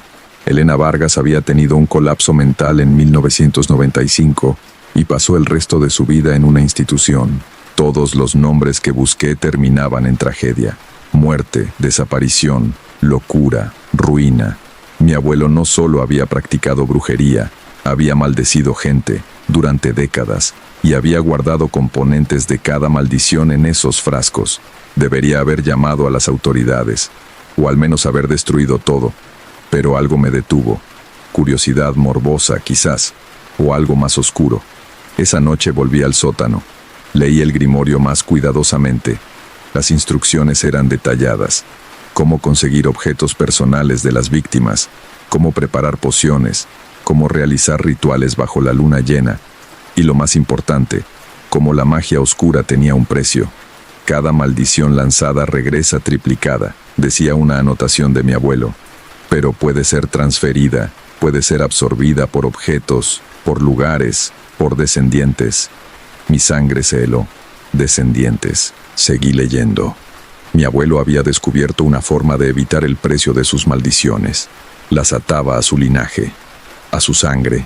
Cada maldición que lanzaba, el precio se transfería a sus descendientes. No a él directamente, sino a su hijo, a su nieto, a las generaciones futuras. Mi padre había pagado por las maldiciones de mi abuelo. El accidente de auto que lo mató, las enfermedades que tuvo durante su vida, los problemas financieros constantes. Todo era el precio de la magia oscura que mi abuelo había practicado, y ahora yo había heredado no solo la casa, había heredado las deudas, las maldiciones que aún no habían sido pagadas completamente. Cerré el libro sintiendo pánico. Tenía que irme, tenía que salir de esa casa antes de que fuera demasiado tarde. Pero cuando intenté subir las escaleras del sótano, la puerta estaba cerrada. Empujé, jalé, golpeé, no se movía. Era como si estuviera sellada. Escuché voces, susurros que venían de la habitación con los frascos. Palabras que no podía entender pero que resonaban en mis huesos. La puerta del sótano se abrió sola 1 hora después. Subí corriendo y empaqué mis cosas. Tenía que irme. Los 30 días del testamento no importaban. Prefería perder la herencia a quedarme un día más. Pero mi auto no arrancaba. La batería estaba muerta y mi teléfono no tenía señal. El internet había dejado de funcionar. Estaba atrapado. Esa noche, los susurros comenzaron. Venían de las paredes, del techo, del piso. Voces que decían mi nombre. Voces que susurraban palabras en idiomas antiguos. Voces que reían. Y empecé a ver cosas. Sombras que se movían en las esquinas de mi visión. Figuras oscuras que desaparecían cuando giraba para mirarlas directamente. Rostros en las ventanas que no deberían estar ahí. Al tercer día de estar atrapado encontré otra cosa en las pertenencias de mi abuelo. Un diario. No el grimorio, sino un diario personal donde escribía sus pensamientos. Las entradas eran perturbadoras. Hablaba de cómo había aprendido brujería de su propio padre, de cómo era una tradición familiar que se remontaba a generaciones, de cómo cada hijo varón heredaba no solo el conocimiento sino también las deudas acumuladas. Mi padre me enseñó, escribía mi abuelo en una entrada de 1960. Me dijo que no tuve opción en nacer en esta familia, que la magia oscura estaba en nuestra sangre, que cada generación debe pagar por los pecados de las anteriores y agregar los propios para la siguiente. Odié a mi padre por eso. Pero cuando intenté escapar, cuando intenté vivir una vida normal, las maldiciones me alcanzaron. Enfermé. Mi negocio fracasó. Todo lo que tocaba se pudría. Hasta que acepté mi papel. Hasta que tomé el grimorio y continué la tradición. Ahora es mi turno de pasarlo. Mi hijo pagará por lo que he hecho. Y su hijo pagará después. Y así continuará hasta que alguien sea lo suficientemente fuerte para romper el ciclo. Pero no creo que eso sea posible. Esta magia es antigua. Está en nuestra sangre. No se puede escapar. Lágrimas corrían por mi cara mientras leía. Mi abuelo no era un monstruo. Era una víctima también, atrapado en un ciclo que su propio padre le había impuesto. Y ahora yo era parte de ese ciclo. Los días siguientes fueron una pesadilla. Las manifestaciones se volvieron más fuertes. Objetos que se movían solos. puertas que se abrían y cerraban, voces que me hablaban directamente, ofreciéndome cosas. Usa el grimorio, susurraban. Lanza tus propias maldiciones, transfiere el peso, pásalo a otra persona, es la única forma. No, decía yo en voz alta, no voy a continuar esto. Entonces sufrirás, como tu padre, como tu abuelo cuando intentó resistir. El precio será pagado de una forma u otra. Busqué desesperadamente en el grimorio una forma de romper el ciclo. Tenía que haber algo, una manera de terminar esto sin transferirlo a otra persona. Encontré algo finalmente, un ritual, pero era peligroso. Requería que yo aceptara todas las maldiciones a la vez, todas las deudas acumuladas por generaciones. En lugar de pagarlas lentamente durante mi vida, las pagaría todas en un solo momento. La mayoría de la gente moriría, decía el libro. El peso era demasiado, pero si sobrevivía, el ciclo se rompería. Las maldiciones se consumirían completamente. La deuda quedaría saldada. Pensé en hacerlo, en terminar esto de una vez. Pero también pensé en la posibilidad de tener hijos algún día, de condenarlos a este ciclo si yo no lo rompía ahora. Decidí intentarlo. El ritual requería que bajara a la habitación del sótano, que abriera todos los frascos, que liberara todo lo que mi abuelo había contenido durante décadas y que me parara en el centro mientras todo eso me consumía. Bajé al sótano a medianoche del día 28. Solo me quedaban 2 días para cumplir los 30 del testamento. 2 días antes de poder irme legalmente. Pero sabía que si esperaba, sería demasiado tarde. El ciclo me atraparía completamente. Abrí la puerta de la habitación. Los frascos brillaban débilmente en la oscuridad. Podía sentir la energía emanando de ellos. Malicia concentrada, dolor destilado, sufrimiento embotellado. Empecé a abrir los frascos uno por uno. Con cada uno que abría sentía algo, como si arañas invisibles caminaran sobre mi piel, como si el aire se volviera más pesado, más difícil de respirar. Cuando abrí el último frasco, todo se desató. El dolor fue instantáneo y absoluto, como si cada terminación nerviosa de mi cuerpo se incendiara a la vez. Caí al suelo gritando. Podía ver cosas, visiones de todas las personas que mi abuelo había maldecido, sus rostros contorsionados en agonía, sus voces gritando, y sentí sus dolores, todos a la vez. La mujer que murió quemada, el hombre que se ahogó lentamente, la niña que enloqueció hasta no reconocer a su propia familia. Cada sufrimiento, cada muerte, cada momento de terror, las sentí todas. No sé cuánto tiempo estuve en el suelo del sótano. Horas, quizás, o días. El tiempo perdió significado. Solo existía el dolor y las visiones y el peso aplastante de décadas de maldiciones cayendo sobre mí. Pero eventualmente terminó. El dolor se desvaneció gradualmente. Las voces se callaron. Las visiones se desvanecieron. Me quedé acostado en el suelo del sótano, jadeando, empapado en sudor, pero vivo. Los frascos estaban vacíos. El aire en la habitación se sentía más ligero, como si algo que había estado presionando contra la realidad finalmente se hubiera liberado. Me arrastré escaleras arriba. Mi cuerpo dolía, pero era dolor físico normal. Ya no sentía ese peso invisible, esa presencia oscura que había estado conmigo desde que heredé la casa. Dormí durante 2 días completos. Cuando desperté, la casa se sentía diferente. Solo una casa, vieja, sí, llena de historia, sí, pero ya no maldita. Destruí el grimorio, lo quemé en el jardín junto con todas las pertenencias de brujería que encontré. Sellé la habitación del sótano con concreto, y cuando cumplí los 30 días del testamento, vendí la propiedad. Eso fue hace 8 meses. Desde entonces he estado recuperándome. Físicamente estoy bien, pero mental y emocionalmente todavía proceso lo que viví, lo que mi familia vivió durante generaciones. A veces me pregunto si realmente rompí el ciclo, si las maldiciones están verdaderamente terminadas o si solo están dormidas, esperando. Me pregunto si hice lo correcto al aceptar todo ese dolor de una vez en lugar de dejarlo fluir lentamente durante mi vida. Pero sé una cosa con certeza, no tuve hijos. Y no los tendré, porque aunque creo que rompí el ciclo, no puedo estar completamente seguro. y no voy a arriesgar condenar a otra generación a lo que yo viví. La herencia de mi abuelo no fue dinero o propiedad, fue sufrimiento, fue deudas kármicas acumuladas durante generaciones, fue la carga de magia oscura practicada por personas desesperadas que pensaron que podían evitar el precio. Pero el precio siempre se paga, de una forma u otra, inmediatamente o después, por ti o por tus descendientes. La magia oscura no perdona, no olvida y no hace excepciones. Si alguien les ofrece poder, si alguien les promete que pueden cambiar su destino con hechizos y rituales, si alguien les dice que la magia negra es solo una herramienta neutral, no les crean, porque vi lo que hace, vi las víctimas, vi los costos, vi cómo corrompe no solo a quien la practica, sino a generaciones enteras. Mi abuelo probablemente empezó con buenas intenciones. Quizás su padre también. Quizás todos en mi línea familiar que practicaron esta magia pensaron que estaban ayudando, que podían controlarla, que podían evitar las consecuencias. Pero nadie puede. El precio siempre se cobra. Y cuanto más intentas evitarlo, más alto se vuelve. Visito la tumba de mi padre a veces. Le pido perdón. Por no haber sabido. Por no haber podido romper el ciclo antes.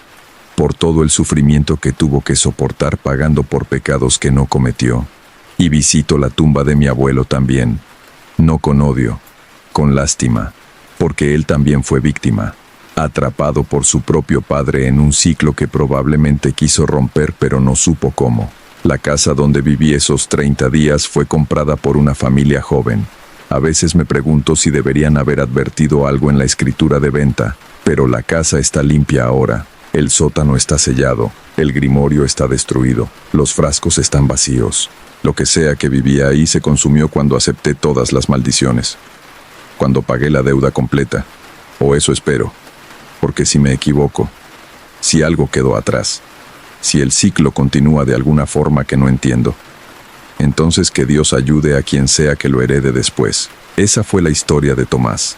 Me dijo que ahora vive una vida tranquila, que ha buscado ayuda profesional para procesar todo lo que vivió, y que cada día que pasa sin manifestaciones extrañas lo hace creer un poco más que realmente rompió el ciclo. Si alguna vez has heredado algo que trajo consigo más de lo que esperabas, o si en tu familia hay historias sobre prácticas que nadie quiere discutir abiertamente, compártelo en los comentarios. A veces los secretos familiares más oscuros son aquellos que se pasan de generación en generación sin que nadie cuestione su origen.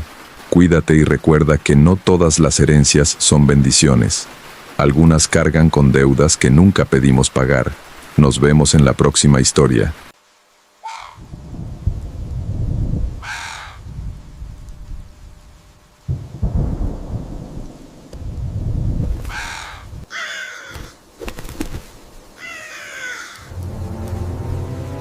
Esta historia me la envió Carlos, un seguidor del canal que vive en un pueblo pequeño de la sierra.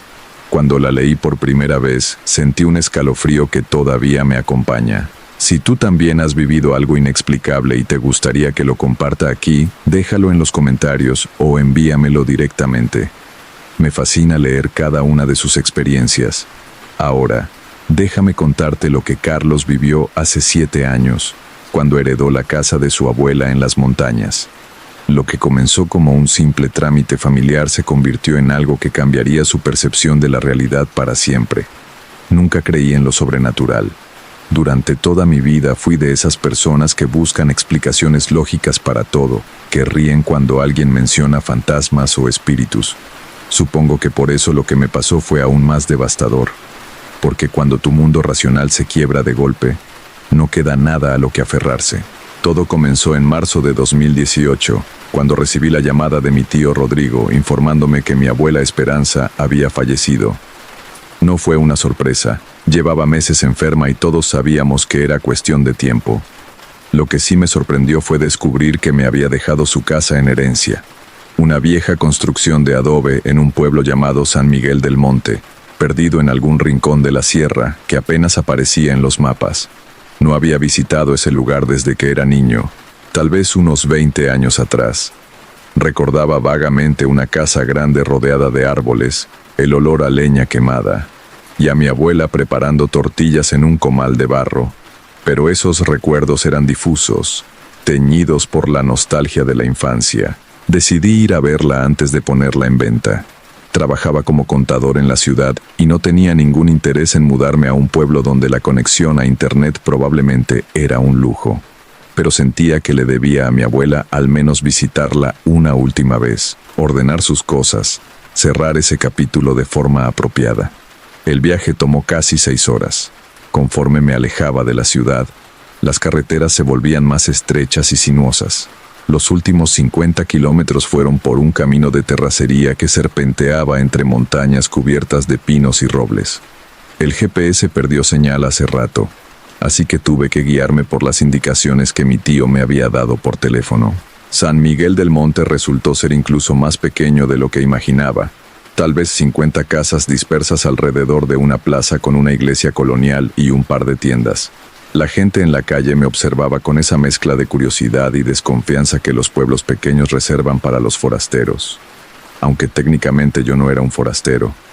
Mi abuela había vivido allí toda su vida, y mi madre había nacido en esa misma casa antes de mudarse a la ciudad.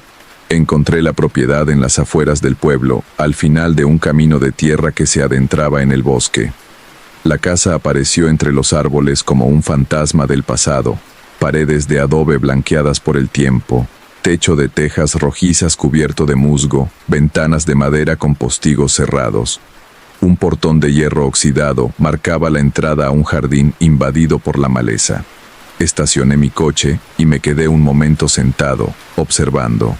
El silencio era absoluto, roto apenas por el viento entre las ramas y el canto lejano de algún pájaro. Había algo en ese silencio que me incomodaba, aunque no sabría decir exactamente qué. La llave que mi tío me había dado giró con dificultad en la cerradura. La puerta principal se abrió con un quejido prolongado, liberando una bocanada de aire viciado que olía a humedad y años de encierro. Encendí la linterna de mi celular. No había electricidad, y entré. El interior estaba oscuro a pesar de ser mediodía. La poca luz que se filtraba por las rendijas de los postigos revelaba muebles cubiertos con sábanas blancas, como fantasmas inmóviles. Polvo flotaba en los rayos de luz, denso como niebla. Mis pasos sobre el piso de baldosas rojas resonaban de forma extraña, como si la casa fuera más grande de lo que parecía desde afuera. Recorrí las habitaciones lentamente. La sala principal con su chimenea de piedra, el comedor con una mesa larga de madera oscura, la cocina con su viejo fogón de leña. Todo estaba exactamente como lo recordaba de niño, congelado en el tiempo. En las paredes colgaban fotografías en marcos oxidados. Mi abuela joven, mi abuelo que murió antes de que yo naciera, mi madre de niña con trenzas, fotografías de santos y vírgenes. Subí al segundo piso por una escalera de madera que crujía bajo mi peso. Había 4 dormitorios. 3 estaban casi vacíos, con apenas una cama y un armario. El cuarto, al final del pasillo, era claramente el que mi abuela había usado hasta el final. Su olor permanecía allí, una mezcla de lavanda, velas y ese aroma indefinible de la vejez. Me senté en el borde de su cama, sintiendo el peso de la tristeza por primera vez desde su muerte. Había estado tan ocupado con los trámites y el trabajo que no me había permitido procesar realmente la pérdida. Pero ahí, en su habitación, rodeado de sus cosas, finalmente me golpeó. Ya no estaba. Nunca más volvería a verla. No sé cuánto tiempo estuve sentado allí. El sol comenzaba a ponerse cuando finalmente me levanté y decidí que era hora de ir al pueblo a buscar dónde quedarme. No había forma de que pasara la noche en esa casa sin electricidad ni agua corriente. Mañana vendría con luz de día para comenzar a ordenar todo. Pero cuando bajé las escaleras, algo me hizo detenerme. Un sonido, leve, casi imperceptible, pero definitivamente allí, como pasos arrastrándose por el piso de abajo. Me quedé inmóvil en mitad de la escalera, conteniendo la respiración, aguzando el oído. Silencio. Me reí nerviosamente de mí mismo. Probablemente era algún animal que había entrado a la casa durante los meses que estuvo abandonada. Ratas, tal vez. O el viento moviendo algo. Continué bajando, pero mis sentidos estaban ahora en alerta máxima. La sala principal lucía diferente, más oscura, aunque la luz no había cambiado. Las sábanas sobre los muebles parecían formas más siniestras en la penumbra creciente. Me apresuré hacia la puerta de salida, de repente ansioso por abandonar ese lugar. Fue entonces cuando lo vi. Sobre la mesa del comedor, que juraba estaba vacía cuando pasé por allí hace un momento, había algo. Me acerqué lentamente, con el corazón acelerándose. Era un objeto pequeño, envuelto en un trapo rojo. Lo tomé con manos temblorosas y lo desenvolví. Un muñeco, o más bien, una figura tosca hecha a mano con tela y rellena de algo que crujía al tacto. Tenía aproximadamente 20 centímetros de alto, con brazos y piernas de trapo, y lo más perturbador, cabello humano cosido a una cabeza sin rostro. Cabello largo, negro, que reconocí inmediatamente. Era igual al mío. El objeto cayó de mis manos como si quemara. Mi mente racional buscaba explicaciones. Tal vez era algo que mi abuela había hecho años atrás, un juguete viejo. Pero ¿por qué estaba sobre la mesa? ¿Por qué no lo había visto antes? Y entonces escuché la voz. Era apenas un susurro, tan bajo que al principio pensé que lo había imaginado, pero luego vino de nuevo, más claro esta vez, una voz de mujer, anciana, que venía de algún lugar profundo de la casa. Carlos, mi nombre. Alguien había susurrado mi nombre. Salí corriendo. No me avergüenza admitirlo. Salí de esa casa como si el diablo me persiguiera, tropezando con mis propios pies, sin mirar atrás, hasta estar dentro de mi coche con las puertas cerradas. Arranqué el motor con manos temblorosas y conduje de regreso al pueblo sin importarme los baches del camino. Encontré una pequeña posada junto a la plaza. La dueña, una mujer de unos 60 años llamada Lucía, me miró con curiosidad cuando me vio llegar tan alterado. Le dije que necesitaba una habitación y ella asintió sin hacer preguntas, aunque sus ojos revelaban que sabía más de lo que decía. Esa noche, acostado en la cama de la posada, traté de convencerme de que todo había sido producto de mi imaginación. El estrés del duelo, el cansancio del viaje, la sugestión de estar en una casa vieja y abandonada. Mañana volvería con luz de día y todo tendría sentido. Pero no podía quitarme de la cabeza ese muñeco y esa voz, mi nombre susurrado en el vacío. A la mañana siguiente, después de un desayuno en el comedor de la posada, Lucía se sentó frente a mí con una taza de café. «¿Fuiste a la casa de doña Esperanza?», dijo. No era una pregunta.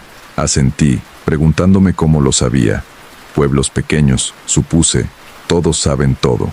«¿Viste algo extraño?», preguntó con un tono que me puso los pelos de punta. Dudé, pero algo en su mirada me hizo decidir ser honesto. Le conté sobre el muñeco, sobre la voz. Esperaba que se riera, que me dijera que estaba loco, pero en cambio su expresión se volvió grave. «Tu abuela», comenzó, eligiendo las palabras con cuidado. Era una mujer especial. Tenía dones que la mayoría de la gente no entendía. Podía ver cosas, saber cosas, y también podía proteger. ¿Proteger de qué?, pregunté, aunque parte de mí no quería saber la respuesta. Lucía miró alrededor, como si temiera que alguien pudiera escuchar. El comedor estaba vacío salvo por nosotros. «Hay algo en esa casa, Carlos. Algo que tu abuela mantuvo atrapado durante muchos años. Ella me lo dijo una vez, poco antes de enfermar. Me dijo que cuando ella muriera, la protección se debilitaría. Me dijo...». Hizo una pausa, sus ojos brillando con lágrimas no derramadas. Me dijo que si alguien de la familia volvía estarían en peligro. Sentí un frío recorrer mi espina dorsal. ¿Qué clase de peligro? Tu abuela nunca me dio detalles. Solo dijo que había hecho un pacto hace mucho tiempo, cuando era joven. Un pacto para proteger a su familia, pero que requería de ella mantener algo encerrado en esa casa. Algo que no podía ser liberado. Quise reír. Quise decirle que eso era ridículo, superstición de pueblo. Pero el recuerdo de esa voz susurrando mi nombre, del muñeco con mi cabello, me mantenía en silencio. «¿Qué debo hacer?», pregunté finalmente. «Vende la casa. Hazlo rápido y no vuelvas nunca. Olvídate de ella». Lucía se levantó, dando por terminada la conversación. Antes de irse, añadió: «Tu abuela te amaba, Carlos. Por eso te dejó la casa a ti y no a otros miembros de la familia. Sabía que tú podrías manejar esto. Pero para manejar algo, primero tienes que entender qué es. Sus palabras resonaron en mi mente todo el día. Debí haberle hecho caso. Debí haber buscado un comprador inmediatamente y largarme de ese pueblo. Pero la curiosidad, esa maldita curiosidad que marca la diferencia entre vivir en paz y destruir tu propia cordura, me impulsó a regresar a la casa. Esta vez fui preparado.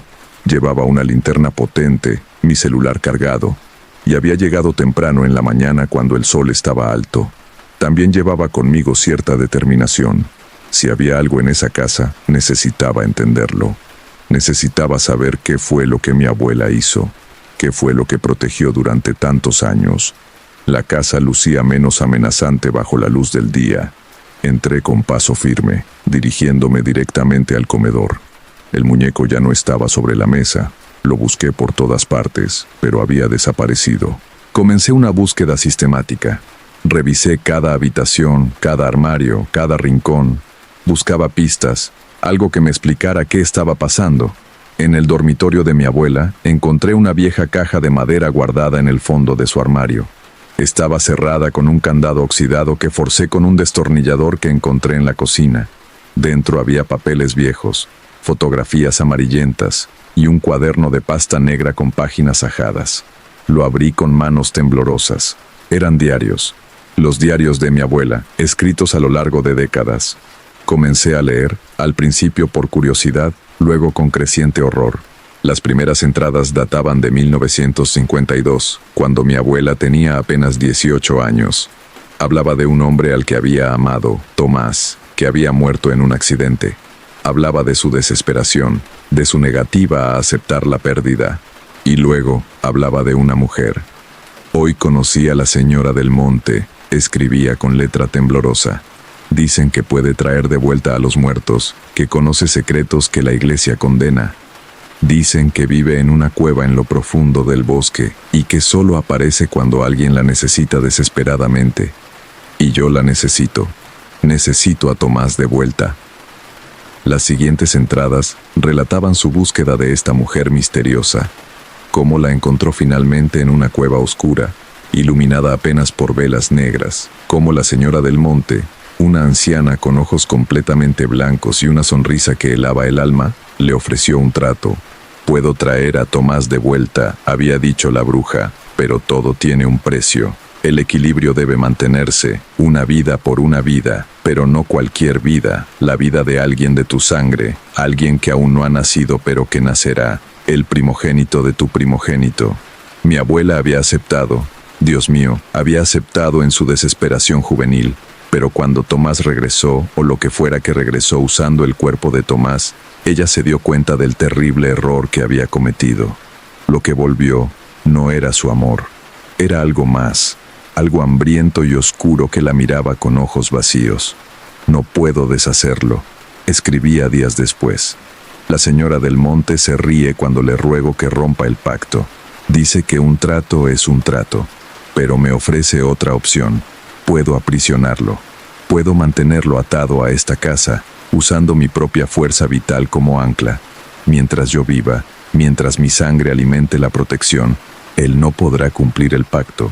No podrá tomar lo que se le prometió. Y eso fue lo que hizo. Durante más de 60 años, mi abuela mantuvo a esa cosa, ese no Tomás, atrapado en la casa. Usó rituales que aprendió de la misma bruja, símbolos que pintó en las paredes bajo capas de cal, objetos protectores escondidos en los cimientos. Vivió allí toda su vida, sola después de que mi abuelo murió, soportando el peso de su error juvenil para proteger a su familia. Pero ahora ella estaba muerta, y la protección se estaba debilitando. Cerré el diario con manos temblorosas. Mi mente luchaba por procesar lo que acababa de leer. ¿Era real? ¿O eran solo delirios de una mujer anciana? Pero entonces recordé el muñeco, la voz, la advertencia de Lucía, y recordé algo más, algo que me heló la sangre. Yo era el primogénito del primogénito. Mi madre había sido la primera hija de mi abuela. Yo era su primer hijo. El pacto hablaba de mí. Un crujido sobre mi cabeza me hizo levantar la vista bruscamente. El techo de madera gemía como si algo pesado caminara por el piso superior. Pasos lentos, arrastrándose, dirigiéndose a la escalera. Me levanté de golpe, el diario cayendo al suelo. Tenía que salir ahora. Pero cuando me giré hacia la puerta, me detuve en seco. Había algo al pie de la escalera. Una silueta oscura, borrosa en la penumbra. Tenía forma humana, pero algo en sus proporciones estaba mal. Demasiado alto, demasiado delgado, con extremidades que colgaban de forma antinatural. Y entonces habló, con la voz de mi abuela. «Carlos, mi niño, has venido. Finalmente has venido». No era ella. Sabía que no era ella. Pero el sonido de su voz, tan familiar, tan amada, casi me quiebra. Ella me mantuvo atrapado tanto tiempo, continuó la cosa con voz de mi abuela. Tanto sufrimiento, tanto dolor. Pero ahora está libre. Ahora puedo completar lo que se me prometió. Puedo finalmente cobrar lo que se me debe.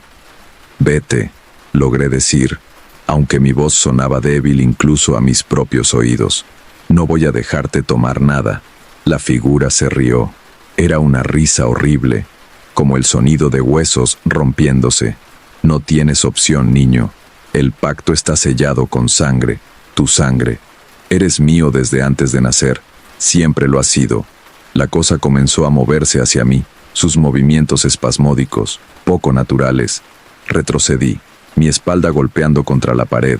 Mis ojos buscaban desesperadamente una salida, pero la única puerta estaba bloqueada por esa presencia.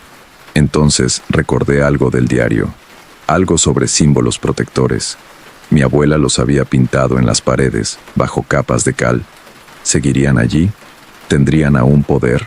Mi mano tanteó la pared detrás de mí. Sentí irregularidades en la superficie, lugares donde la cal nueva no había cubierto completamente lo que había debajo. Rasqué con las uñas, desesperado, arrancando pedazos de pintura. La cosa gritó, un sonido horrible, inhumano, que hizo vibrar las ventanas. Se tambaleó hacia atrás, como si lo que yo estaba haciendo le causara dolor físico. «¡No!», rugió, ya sin intentar imitar la voz de mi abuela. «¡Es mío! ¡Me lo prometieron!». Continué raspando, revelando más del símbolo oculto. Era una especie de estrella dentro de un círculo, con letras que no reconocía escritas alrededor. Conforme más lo descubría, más parecía debilitarse la entidad. Pero entonces se recompuso, se enderezó, creciendo de alguna manera, volviéndose más sólido, más real. Sus ojos, ahora podía verlos claramente, eran pozos de oscuridad absoluta. «Eres inteligente», siseó, como ella. «Pero no es suficiente. Los símbolos la protegieron a ella porque era quien hizo el pacto. Pero tú eres parte del pago. Ellos no te protegerán. Nada puede protegerte de mí». Tenía razón. Lo supe en ese momento con terrible claridad. Los símbolos podían debilitarlo, ralentizarlo, pero no podían detenerlo de tomar lo que consideraba suyo por derecho. La entidad avanzó nuevamente, y esta vez no retrocedió ante los símbolos. Podía sentir su presencia como un frío antinatural que penetraba hasta los huesos. El aire mismo parecía espesarse, dificultando la respiración. «Será rápido», susurró, ahora tan cerca que podía oler su aliento, un hedor a tierra mojada y descomposición. «No sufrirás, solo déjate ir, acepta lo inevitable».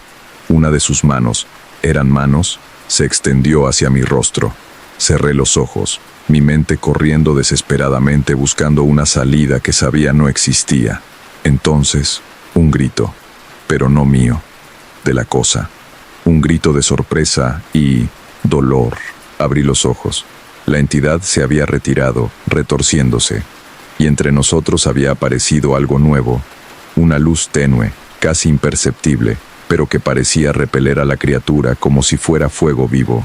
La luz tomó forma gradualmente, una forma humana, una mujer anciana, transparente, apenas visible pero inconfundible. Mi abuela, Esperanza, siseó la cosa, su voz cargada de odio. «Estás muerta, ya no puedes detenerme». «No», respondió el espectro de mi abuela, su voz sonando desde muy lejos pero clara. «No puedo detenerte, pero puedo darte lo que realmente quieres». La entidad se quedó quieta, cautelosa. «¿Qué? Me quieres a mí, Tomás. Siempre me has querido a mí. Yo fui quien te trajo de vuelta. Yo fui quien te encerró. Tu rabia, tu hambre, siempre fue por mí, no por mi familia. Mi abuela se giró hacia mí y sus ojos, Dios, sus ojos se veían tan cansados, me miraron con un amor profundo. Carlos, corre. Cuando te diga, corre, y no mires atrás. Abuela, no. Tu vida por la suya, continuó ella, ignorándome, dirigiéndose a la criatura.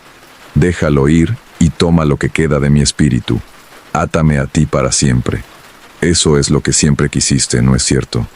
Tenerme cerca, para siempre. La cosa consideró esto. Luego, lentamente, asintió. ¡Corre!, gritó mi abuela. No quería. Quería quedarme a encontrar otra forma, pero sus ojos me suplicaban, y entendí. Este era su última oportunidad de enmendar el error que había cometido décadas atrás. Su última oportunidad de salvarnos a todos nosotros. Corrí. Detrás de mí escuché sonidos que aún me persiguen en pesadillas. Gritos, tanto de la criatura como de mi abuela. El sonido de algo desgarrándose, un destello de luz tan brillante que iluminó toda la casa por un instante. Y luego, silencio. No me detuve hasta llegar a mi coche. Arranqué y conduje sin mirar atrás, mis ojos ardiendo con lágrimas que finalmente se permitían caer. Conduje hasta la ciudad, un viaje de 6 horas que hice en 4, sin parar ni una sola vez. Eso fue hace 7 años. Nunca volví a San Miguel del Monte. Contraté a una empresa para que vendiera la casa sin que yo tuviera que regresar. Se la quedó una pareja de artistas de la ciudad que querían un retiro en las montañas. Espero que sean felices allí. Espero que nunca encuentren el diario de mi abuela escondido bajo las tablas del piso de su dormitorio, donde lo dejé caer en mi huida. A veces, en las noches silenciosas, creo escuchar la voz de mi abuela. No susurrando mi nombre con amenaza, sino con cariño, como cuando era niño. Diciéndome que está bien, que descanse, que me ama. No sé si su espíritu encontró paz. No sé si la entidad fue destruida o simplemente satisfecha. No sé si mi abuela está atrapada en algún limbo horrible, pagando eternamente por un error que cometió cuando era apenas una niña desesperada por el amor. Lo que sí sé es esto: los pactos son reales, las brujas son reales, y el amor de una abuela es lo suficientemente poderoso como para desafiar incluso a la muerte misma. Cada año, en el aniversario de su muerte, enciendo una vela por ella. No rezo, ya no sé a quién o qué rezarle, pero me siento en la oscuridad y le hablo. Le cuento sobre mi vida, sobre las cosas que está perdiéndose. Le agradezco por su sacrificio, incluso si ella no puede oírme. Y algunas veces, solo algunas veces, la llama de la vela titila de una forma que no puede ser explicada por corrientes de aire. Y me gusta pensar que es ella, diciéndome que me escucha, que a pesar de todo, todavía está cuidándome, como siempre lo hizo, como siempre lo hará. Así termina la historia que Carlos me compartió. No ha vuelto a ese pueblo, y dice que nunca lo hará. Cada tanto me escribe para contarme que sigue encendiendo esas velas, manteniendo viva la memoria de su abuela. Si esta historia te impactó, o si alguna vez has vivido algo que no puedes explicar, me encantaría leerlo en los comentarios. A veces, compartir estas experiencias nos ayuda a entender que no estamos solos en lo que hemos vivido. Y si aún no te has suscrito al canal, te invito a hacerlo. Hay muchas más historias esperando ser contadas. Descansa bien esta noche y nos escuchamos en la próxima.